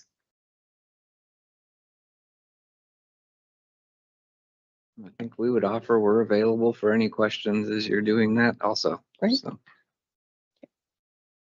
Okay, next up we have a update on well 29 PFAS treatment options, and I'm assuming Lee will be presenting that.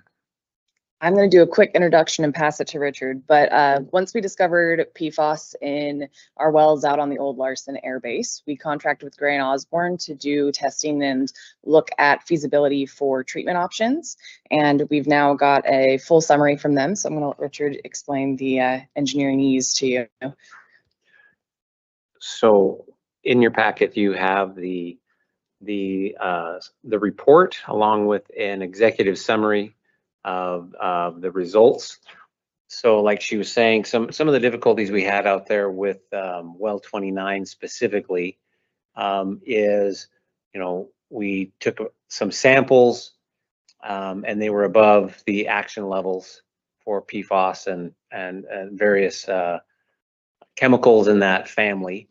And then we repeated the samples and the samples went up. And then we took another sample and it went down.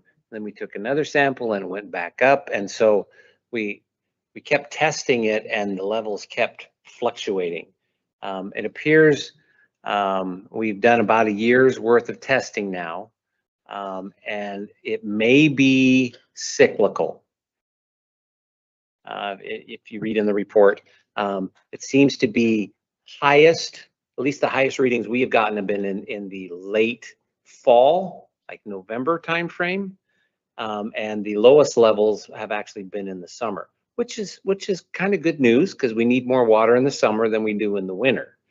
But anyhow, we took samples of the water, we sent them off to. There's two major players in the treatment of PFAS. One is Calgon with their granulated activated carbon.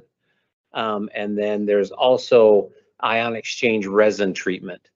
And so we sent barrels of water. We shipped barrels of water to facilities where they did some pilot testing of our water to basically see what the constituents that we have, trying to estimate media life in the treatment systems to get a opinion of cost of which one would be most cost effective for the city to install a treatment plant.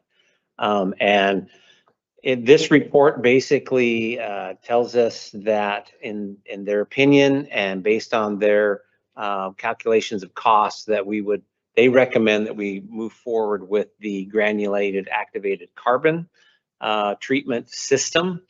So we're just wanting to present this information to council, let you know, kind of which direction we're going. We'd like the council support to turn us loose to keep pursuing down this road towards a facility. We have been in contact with, and we are very hopeful that we're going to get a large grant from the state towards a treatment facility for well 29. It would be a direct appropriation that would be administered through the Department of Commerce. We don't have, all indications are very positive. And, but we don't have the award letter in hand yet. So as soon as we have that award letter, we would like to be ready to go out for requests for qualifications and proposals for a full design of this.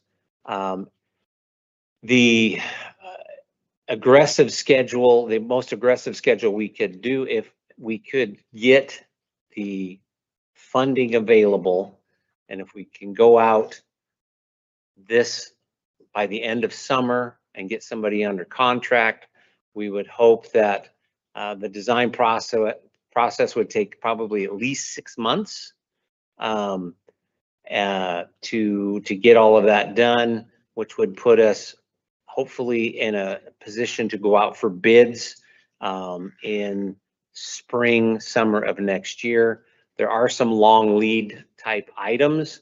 Some of the recommendations in the report were maybe if we have to see if we could work with Commerce to pre-order at least some of the long lead items in there and just get them on order. And we provide them to the contractor to install versus having them have to procure them after we've got the contractor in place. So if with no bumps in the road, we would hope that we could have a system online by the end of 2026. If there are bumps in the road, then of course, then it's going to push it out maybe into early 2027 before we'd be complete. So that's our report. Any questions? Mr. Skog, are there any budget numbers or costs associated or any estimates? There is an opinion of cost in here. They estimated that with a contingency and all of that, that it was about $3.6 million, if I remember right. I get back to that, but is that right? 3.6? Yeah, about 3.6 million. Yeah. And the grant numbers that they were talking about? Lee, do you recall it was over? It was over. My memory is saying over 2 is what we're looking for, direct appropriation. So I believe it was north of 400,000, and I'm quite certain we are going to get that grant. I don't think we need to wait for a letter from Commerce. Also, there's another big funding source that we're hoping to get, and that this Mike liked me. Have you noticed? And as you all know, we put in a federal appropriation request for 3.6 million in direct appropriation. The good news is it's on both our senators, our U.S. senators lists. That's good news, but it's by no means a done deal. We'll probably know if we are getting that 3.6 million in federal money probably by February or March of next year. Councilmember Lombardi. So I'm not an environmental engineer, but so I want to get a yes or no on the first question, and then if it's a yes, I want to read the sentence. So if we go with the carbon, which from what it looks like here is they're estimating every 9 months or so we would have to get new, right? Correct? Correct. Okay, so I'll read this sentence then. This is usually done by a carbon vendor that takes the spent carbon and either regenerates it or disposes of it. For PFA or PFAS, laden carbon, a regeneration is not an option, and the carbon is either landfilled or incinerated. So my question is, what would be the cost for that on a 9 to 12 month basis? Because it's not really itemized here. This is more about replacement on a yearly basis. Am I correct?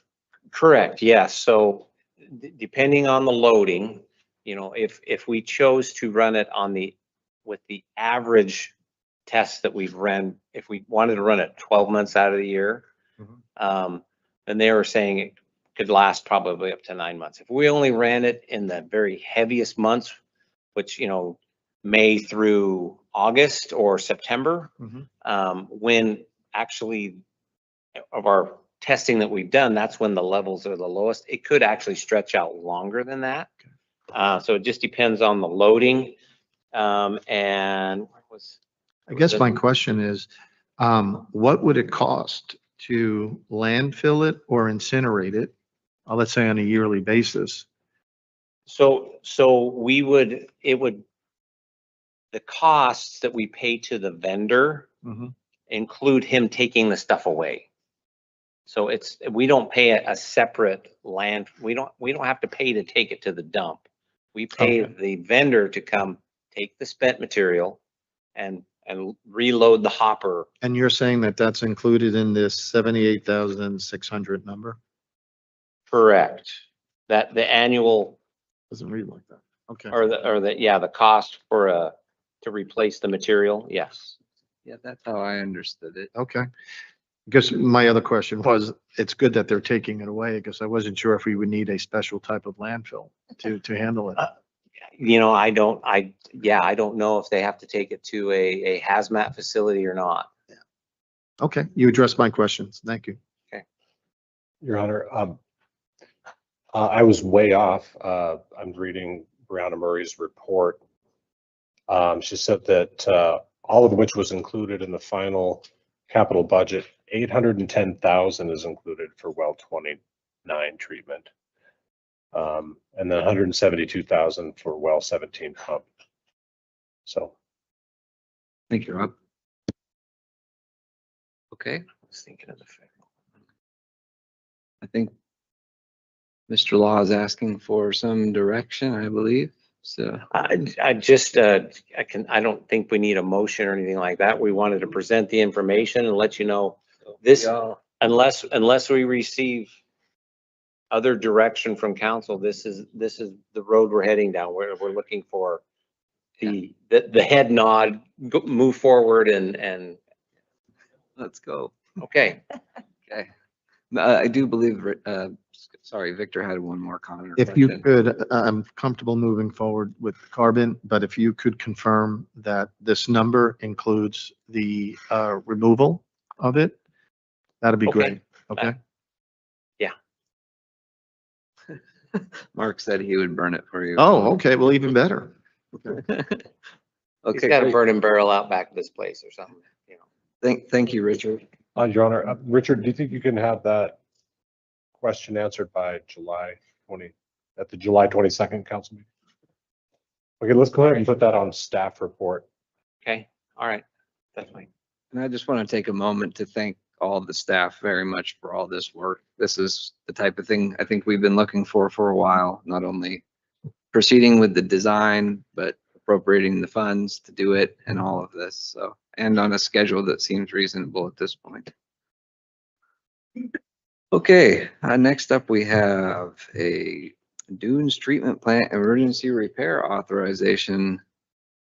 Ms. Ramsey? All right. So on July 1st at approximately 6:30 a.m., wastewater treatment staff arrived to our sand dunes facility and discovered that there was a power disruption that had occurred and a generator had been running upon arrival. Ultimately, it was determined that the main breaker had been tripped. Due to safety protocols, staff member waited for an additional staff member to get there and determined that one of our blowers was off. And we did contact, after reaching out to the city manager and having an emergency declared, a contractor, electrical contractor, to come out, the same one who came out in January to work on our main panel during that previous power surge. He determined that blower number 5 was grounded on all 3 legs of the motor, and the motor was subsequently removed. And the facility was re-energized without fault. Since then, a new motor has been received and installed. Everything is functioning. To follow up on the January situation, the replacement panel is on order. Once installed, it should mitigate the risk of further damage to the facility through power disruption and/or continued power surges. At this time, no additional funds were needed. Wastewater actually had the $7,000 required to replace that motor in their budget. So.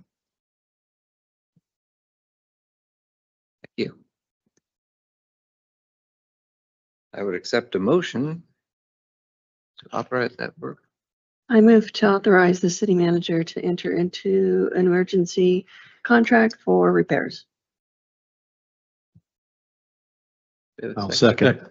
We have a motion and a second. All those in favor? Aye. Aye. Aye. Opposed? Motion passes. Okay, looks like we got another sewer issue. Yes, bearer of bad news. No, this evening, our last one is discussion about what occurred at our wastewater central operations facility. So I do have Chris here to maybe answer questions if you have any more, but yesterday the staff came in and discovered that there had been a leak in the water pressure line at COF, which is located in 1300 block of Lakeside Drive. Staff stopped all wastewater flow to that broken line, contacted Department of Ecology, Department of Health, and requested city manager issue a declaration of emergency to allow for the bypass of bid requirements to get a contractor on site to get that repaired. This is the pressure line that transmits effluent from COF to sand dunes for further treatment. So we wanted to ensure that it was repaired as quickly as possible. We did advise citizens through social media, a press release, and we actually went out and delivered to folks who live on the lake notices door to door to ensure that they were aware that we were recommending that they not swim in the water of the lake for a little while, and let them know that we'd be following up in the future once repairs have been made and we do some testing of lake water quality. We'd let them know when it would be safe to resume their recreational activities. So we do have a contractor on site. We did receive a quote since we originally wrote the staff report yesterday. The estimated repairs are $217,000. Contractor is working on digging up to locate that break now. So hopefully we will have repairs continuing underway tomorrow. Staff will continue to test lake water quality, and again, we'll notify folks when everything's done. The funds needed to complete the emergency repairs will need to be appropriated from the wastewater capital fund balance, which is Fund 478. At this time, we are requesting that we appropriate $275,000 in the event of change orders. Since we're not quite sure exactly where that break is, we're pretty sure we've located it, but in case they find further damage when they dig it up, we want to make sure we have funds to continue with the repair work. So at this point, we're asking that you authorize the city manager to enter into an emergency contract for the repairs. Deanna? What's that? That's you. Yeah. Oh. I'm ready to vote. I'm just ready to vote.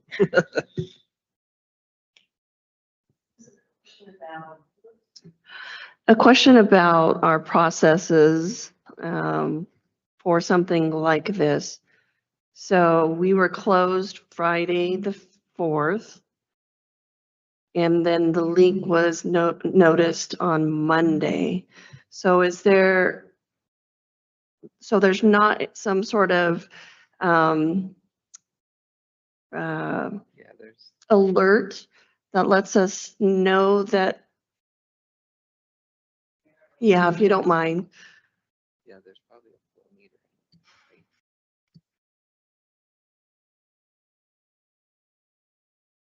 Good evening, Mr. Mayor, Council.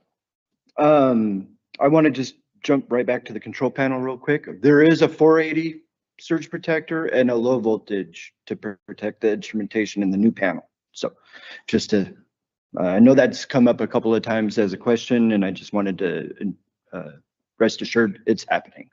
I do apologize for my work attire. I've been at work for 29 hours of the past 35 hours. So thank you for that. Oh yeah, no, it's been rough. So we discovered the records indicate, because we have a flow meter at COF, which is the pumping station for the treatment plant, and we have a flow meter at the treatment plant, so we can compare apples to apples. So right about June 27th, we've noticed a average loss of about 39,000 gallons a day. Now, this is not unusual due to a holiday weekend, you know, leading up to a holiday weekend. So that was kind of like an assumption that we're just normal business. We see this around Christmas, around Thanksgiving, 4th of July, Memorial Day. We do see dips in flow. So I have a weekend operator. When he came in on the weekend, he worked Friday, Saturday, and Sunday. He noticed drastically low flows and made a notation in our logbook saying that I think there's something wrong with the flow meter. I think it needs repaired.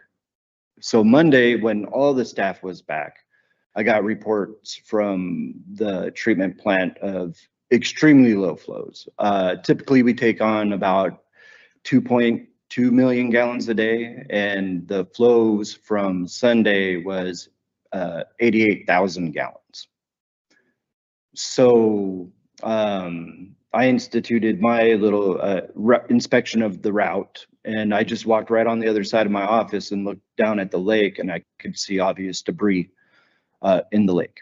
So like Lee mentioned, right at that moment, we shut off all of our pumps. We have roughly 12 hours of emergency storage, which we tested, and it's actually 11 hours and 50 minutes of storage before we are discharging to the lake. As Lee mentioned, all the governmental entities were notified. I notified Department of Ecology prior and at the point of discharge to the lake, which was approximately 8:20 p.m. last night. We are treating the wastewater flows with chlorine. It's not our traditional treatment process, but we're trying to get rid of all the pathogens that we possibly can. This has to be monitored because I'm not allowed to discharge any residual chlorine to the lake because that will affect the aquatic species that we have. And we have managed to accomplish that. We took the chlorination to the break point and backed it off. I did speak to a person from ecology in regards to the spill. And he's like, okay, what do you got going on? What are you doing? So I gave him all the information. We already started testing upstream of the break, at the break, and downstream of the break. And we're going to continue that until we have apples and apples fecal coliform, you know, across the board. I told him about the public media, the door-to-door, contacting Department of Health. Basically, he was just like, it seems like you guys got a good handle on it. Everything that you told me is what I was going to instruct you to have done. So kudos to the staff. We all got together. There was multiple departments, multiple divisions to execute this emergency plan. I played this scenario out in my head probably a dozen different times. Unfortunately, I got to see it happen, but it was flawless execution on behalf of the staff. So yeah, questions? I do have a question for you. Sure. Has this happened before? Well, the only other time that in my 12 years here was the siphon crossing when we had another emergency lake discharge, but from central operations facility with a known, like, we are going to discharge, this is the first time. Okay. To my knowledge. Okay. And do you know, are there any fees from Department of Ecology, or fines, I should say? That I am unaware of at this time. Typically, fees and penalties come in for neglect and mishandling of the situation. I feel pretty confident that we won't see any fees or fines in that regard. Okay. Well, thank you. Mm-hmm. Just Deanna, or Councilmember Martinez. Okay. So just to answer your question, in the early, I guess it was about 2010, 2011, we had a break. It wasn't there, but as far as we had a break on our big force main that ran under an I-90 there out at Division Street, that broke, and we had stuff running down the borrow pit and the highway. We did have to shut the pumps off at COF at that time, and we did discharge to the lake, but we never had any raw sewage going into the lake, or because we were able to hyperchlorinate it like they're doing now before it discharged. But we did have a discharge at that time because of a break in the force main under I-90. So. Right.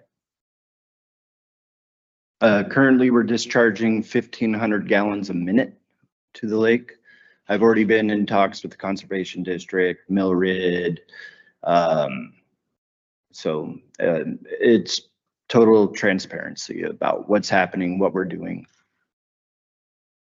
Yeah, yeah. When we had that incident before, that's when we dug in the 1 million gallon pond there at COF to give us the 12 hours. 11 hours and 50 minutes. Oh, 11 hours, 50 minutes of storage time, so. Mr. Scott? Where exactly did the break occur? At the Central Operations Facility, it's at on the 1300 block of Lakeside Drive. Basically in the non-boat use area, like the part of the lake that's at McCosh Park, that area.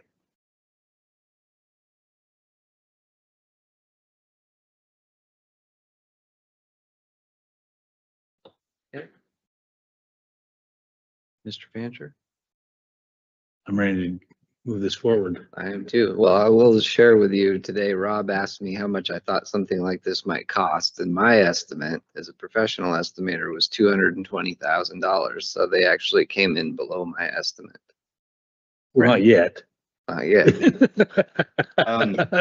So a little follow-up with the actual project. The contractor is on site like right now. And he has promised me he's going to keep digging until he finds the break tonight. So hopefully we get this corrected by the weekend. Your Honor, if I could add one thing, and if Lee or Chris could speak to this, they were actually, it loves me.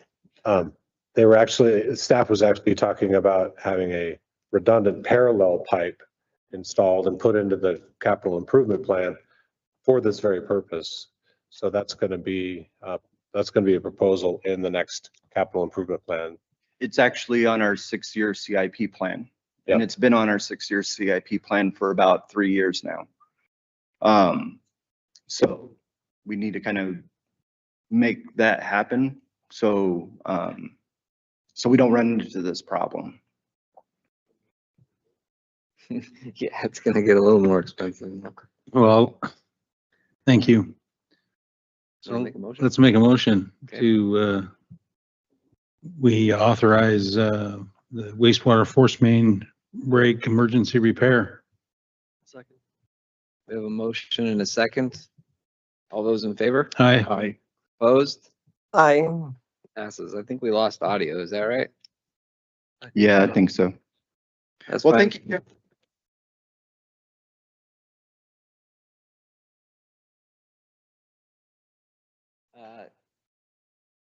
One of okay, we have one. Your Honor, I have a couple more staff reports. They're not listed. Yep, and one from me. I go first. So I'd like your support in catching a unicorn. We have a funded mandate. So the legislature is requiring all growth management jurisdictions to include a climate element in an updated comprehensive plan. And they're also giving us a grant of $150,000 to do the work. And I need you to support. I need your support in applying for the grant, or to authorize Rob to sign the letter. And I don't think for 150,000 we're going to be able to cure climate change, but we will be able to maybe prepare some community responses to things like, well, drought and water shortages, or the wildfires, I forgot the term, Mike, the interurban wildfires that we'll be able to do something, but we're mandated. It's part of our mandate to do it. So to stay in compliance with growth management. Yeah, and just to clarify, this is a component of the comprehensive plan that is now Correct. required. We intend to use a good amount of it to do an environmental impact study because the city has never done one. Most of the jurisdictions did the EISs when they first were mandated to do the comprehensive plans back in the 90s. Okay. Well, do we all support the mandate or would we like to go to war with the state? I'm just kidding.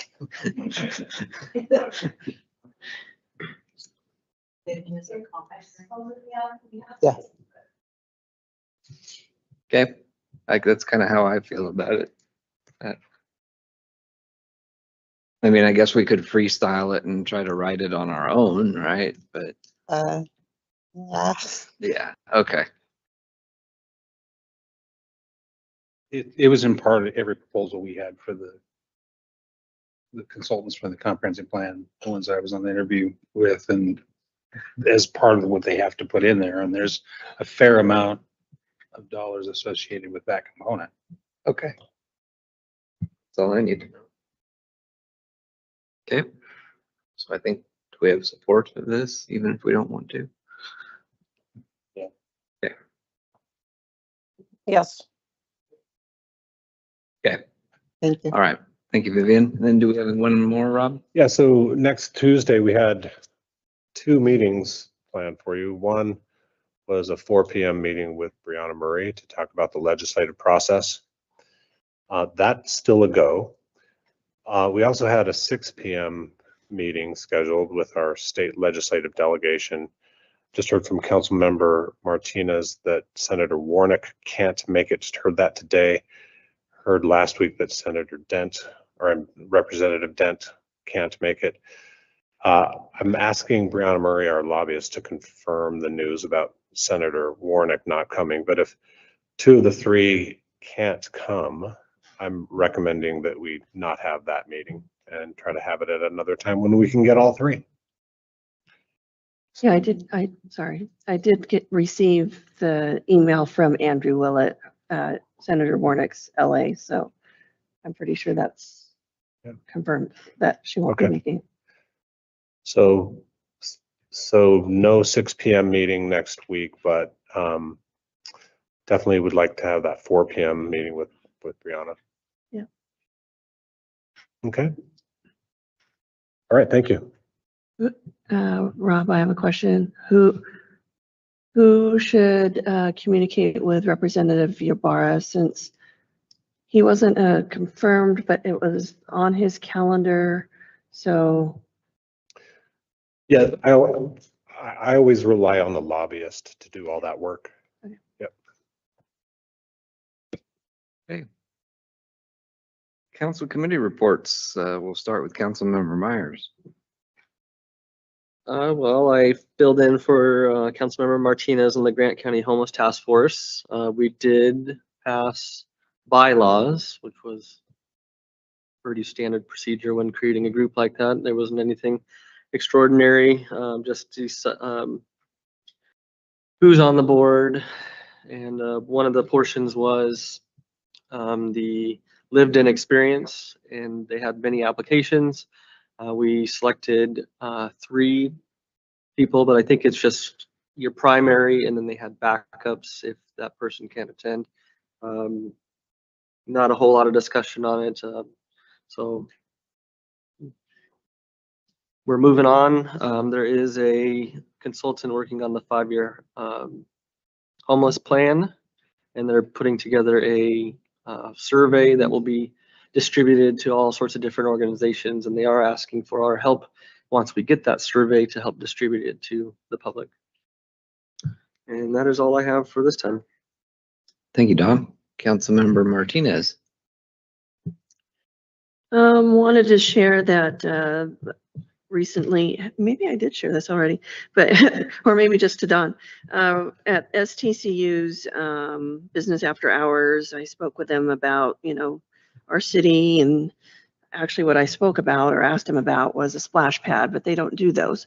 But they do the traffic control wraps. And I remember to recall that Councilmember Myers had mentioned that. And so there's been a conversation going on that we could potentially have some of our traffic control boxes wrapped with the help of STCU. So that kind of falls in the beautification of the city. So Brian's on board since it's in his wheelhouse. I attended the AWC conference in the Tri-Cities, learned more about TIF. Didn't make me necessarily more comfortable about it, but certainly learned more about it. Also learned about a program, and I spoke with Rob about this pretty soon after, a few days after the conference, about a public works policy and procedures program. You can get accredited for it.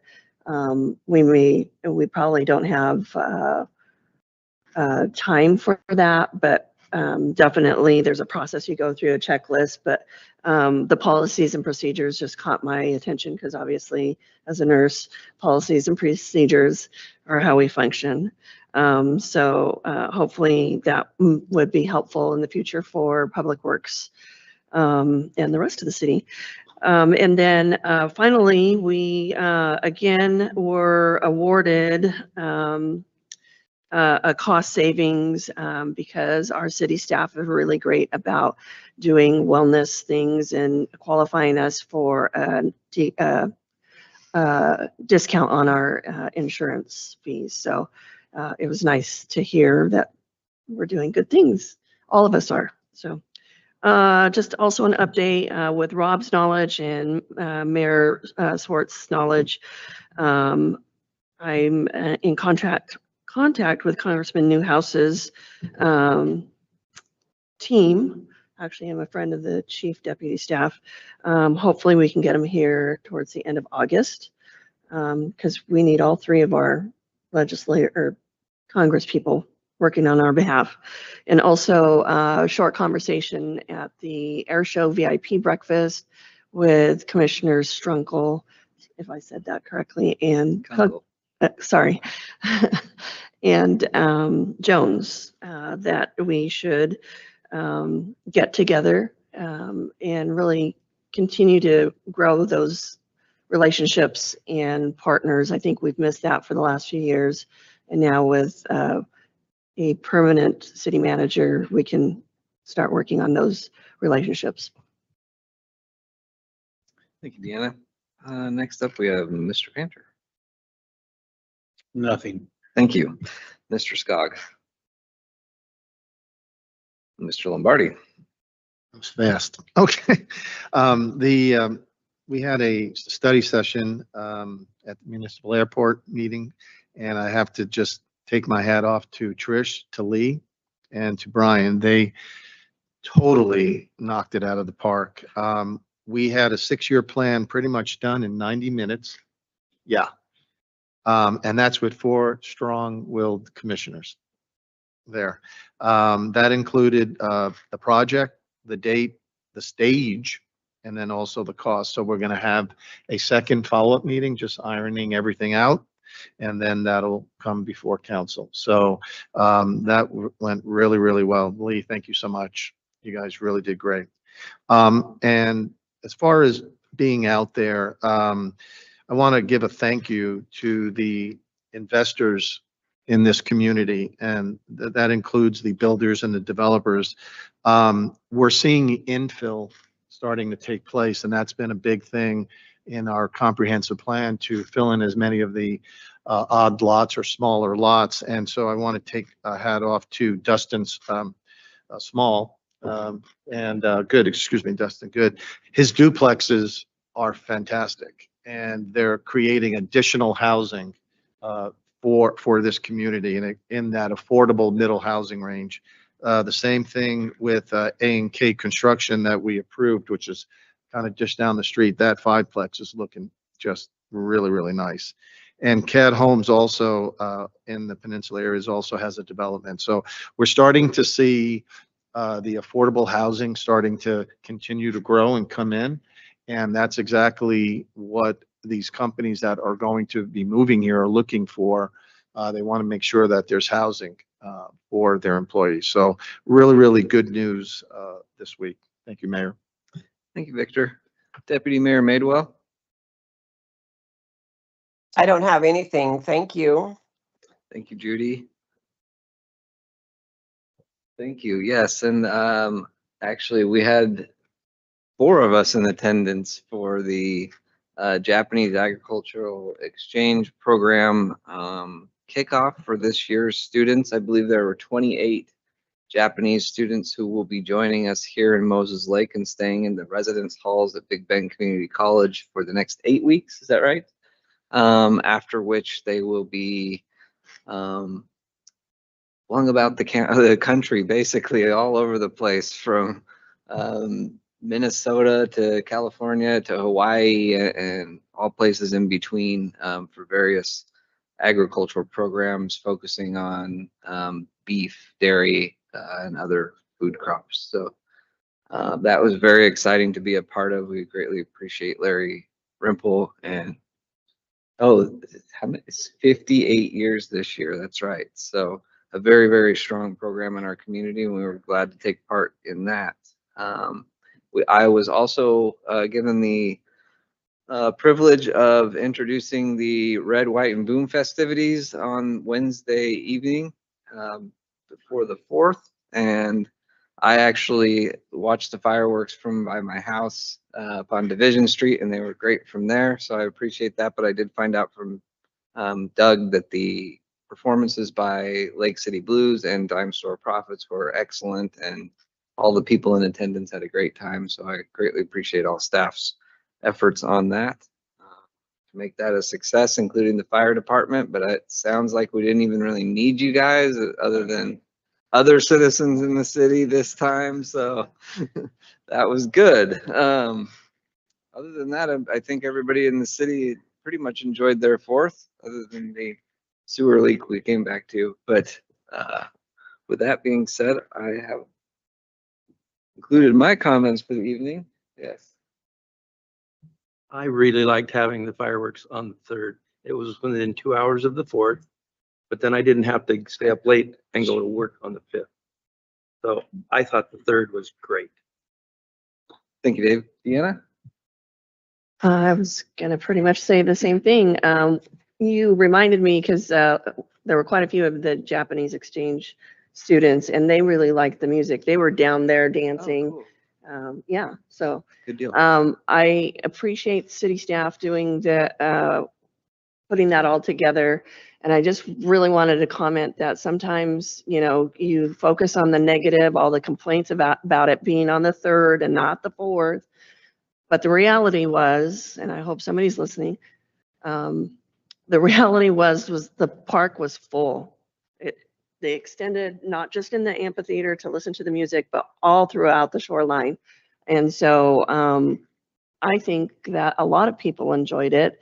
And sometimes you just have to ignore the negative and appreciate the positive of what we do. Thank you, Deanna. Okay, we have one more item of business before we go into executive session, and that is a reappointment or appointment to the Grant County Homeless Task Force, which was brought up a few moments ago by Councilmember Myers. The last recommendation of our appointments to the Board of Commissioners was done in 2023. So, and at that time we recommended Council Members Myers and Martinez, and they've asked for our recommendations again. So we have a few options, but I believe, unless I'm mistaken, that both Council Members Martinez and Myers still have interest in serving on that committee. I was gonna ask if we have to do that now, or can we wait until the beginning of the year for potential council changes?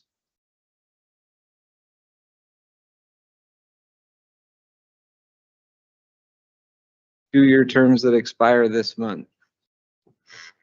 That's odd.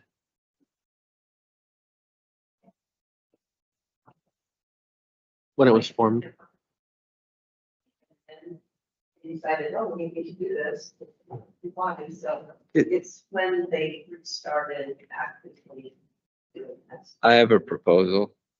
Maybe we can go back to them and explain our situation that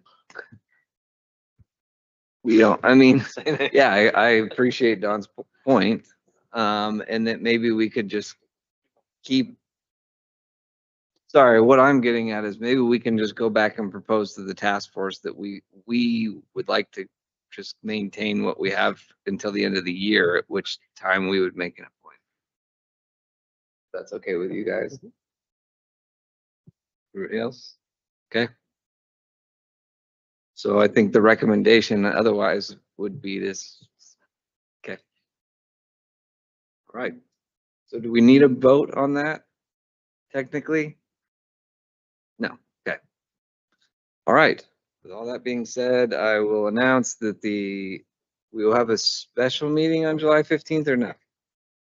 Yeah, it's a special meeting at 4 o'clock. Yep. 4 p.m. and 6 p.m. and a regular meeting on July 22nd. Just the 4 o'clock, sorry, excuse me. Okay, and our August 12th meeting is canceled. Yeah, I should have mentioned earlier, we're also on July 22nd, we're proposing 2 meetings. A 4 o'clock, 4 p.m. meeting on July 22nd for water strategy discussion. And then, and I think your regular meeting on July 22nd at 6:30. So. Okay. If we do have that, would you make a note that I would like to discuss these rates for this public, semi-public as part of the strategy discussion for water? You would like that as part of the discussion on the 22nd? Yeah, for the water strategy to make sure that we discuss the potential of changing the rate structure for these large entities. Okay. Right. Okay. All right. This time I will go ahead and adjourn the regular meeting and we'll go into executive session for a period of 60 minutes. Your Honor, could we do 30? Okay, we will go into executive. You have to ask twice? No, yes. All right. 30 minutes with no action to follow. Thank you.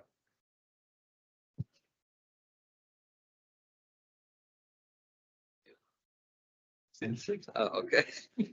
Well, that's just what was on the paper.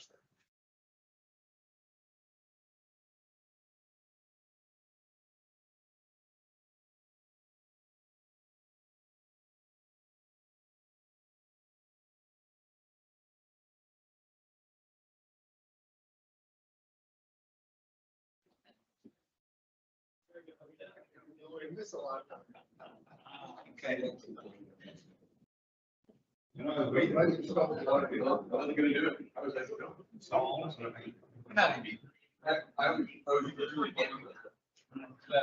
We're making baby steps.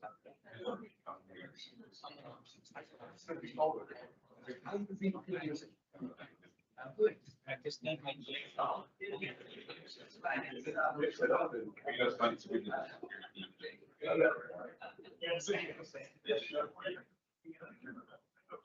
I get up at 6 a.m. a lot of people.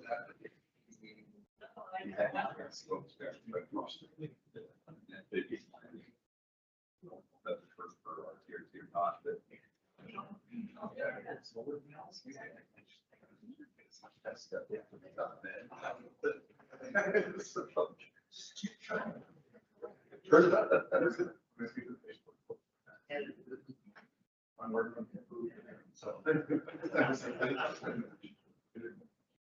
And I'm going to put that. You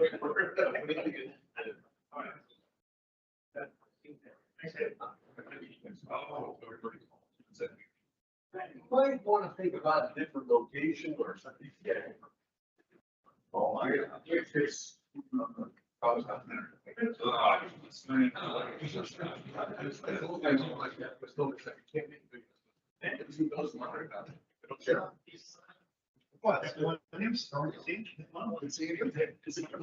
I'll be looking for it.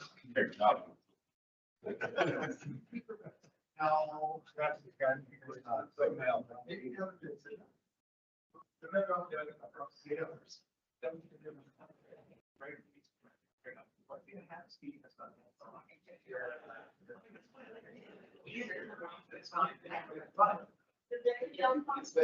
This name said it was 100, this name said it was 100.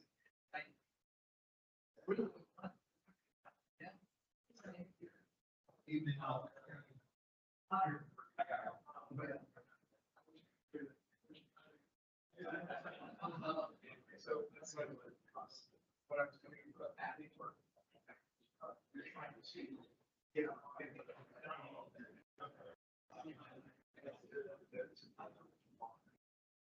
That's every 5 million. There's now using tools that reach out to me on different sites. And it has jitter and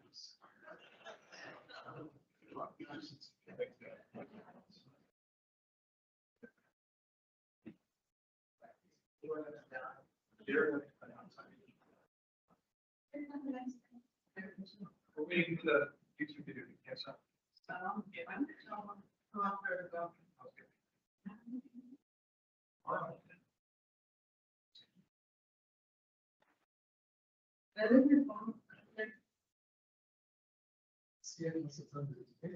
Oh, yes, you do.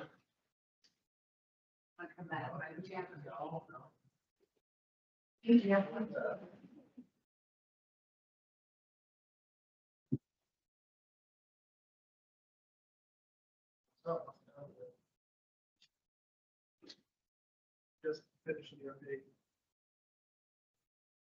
Oh, nice. That's nice.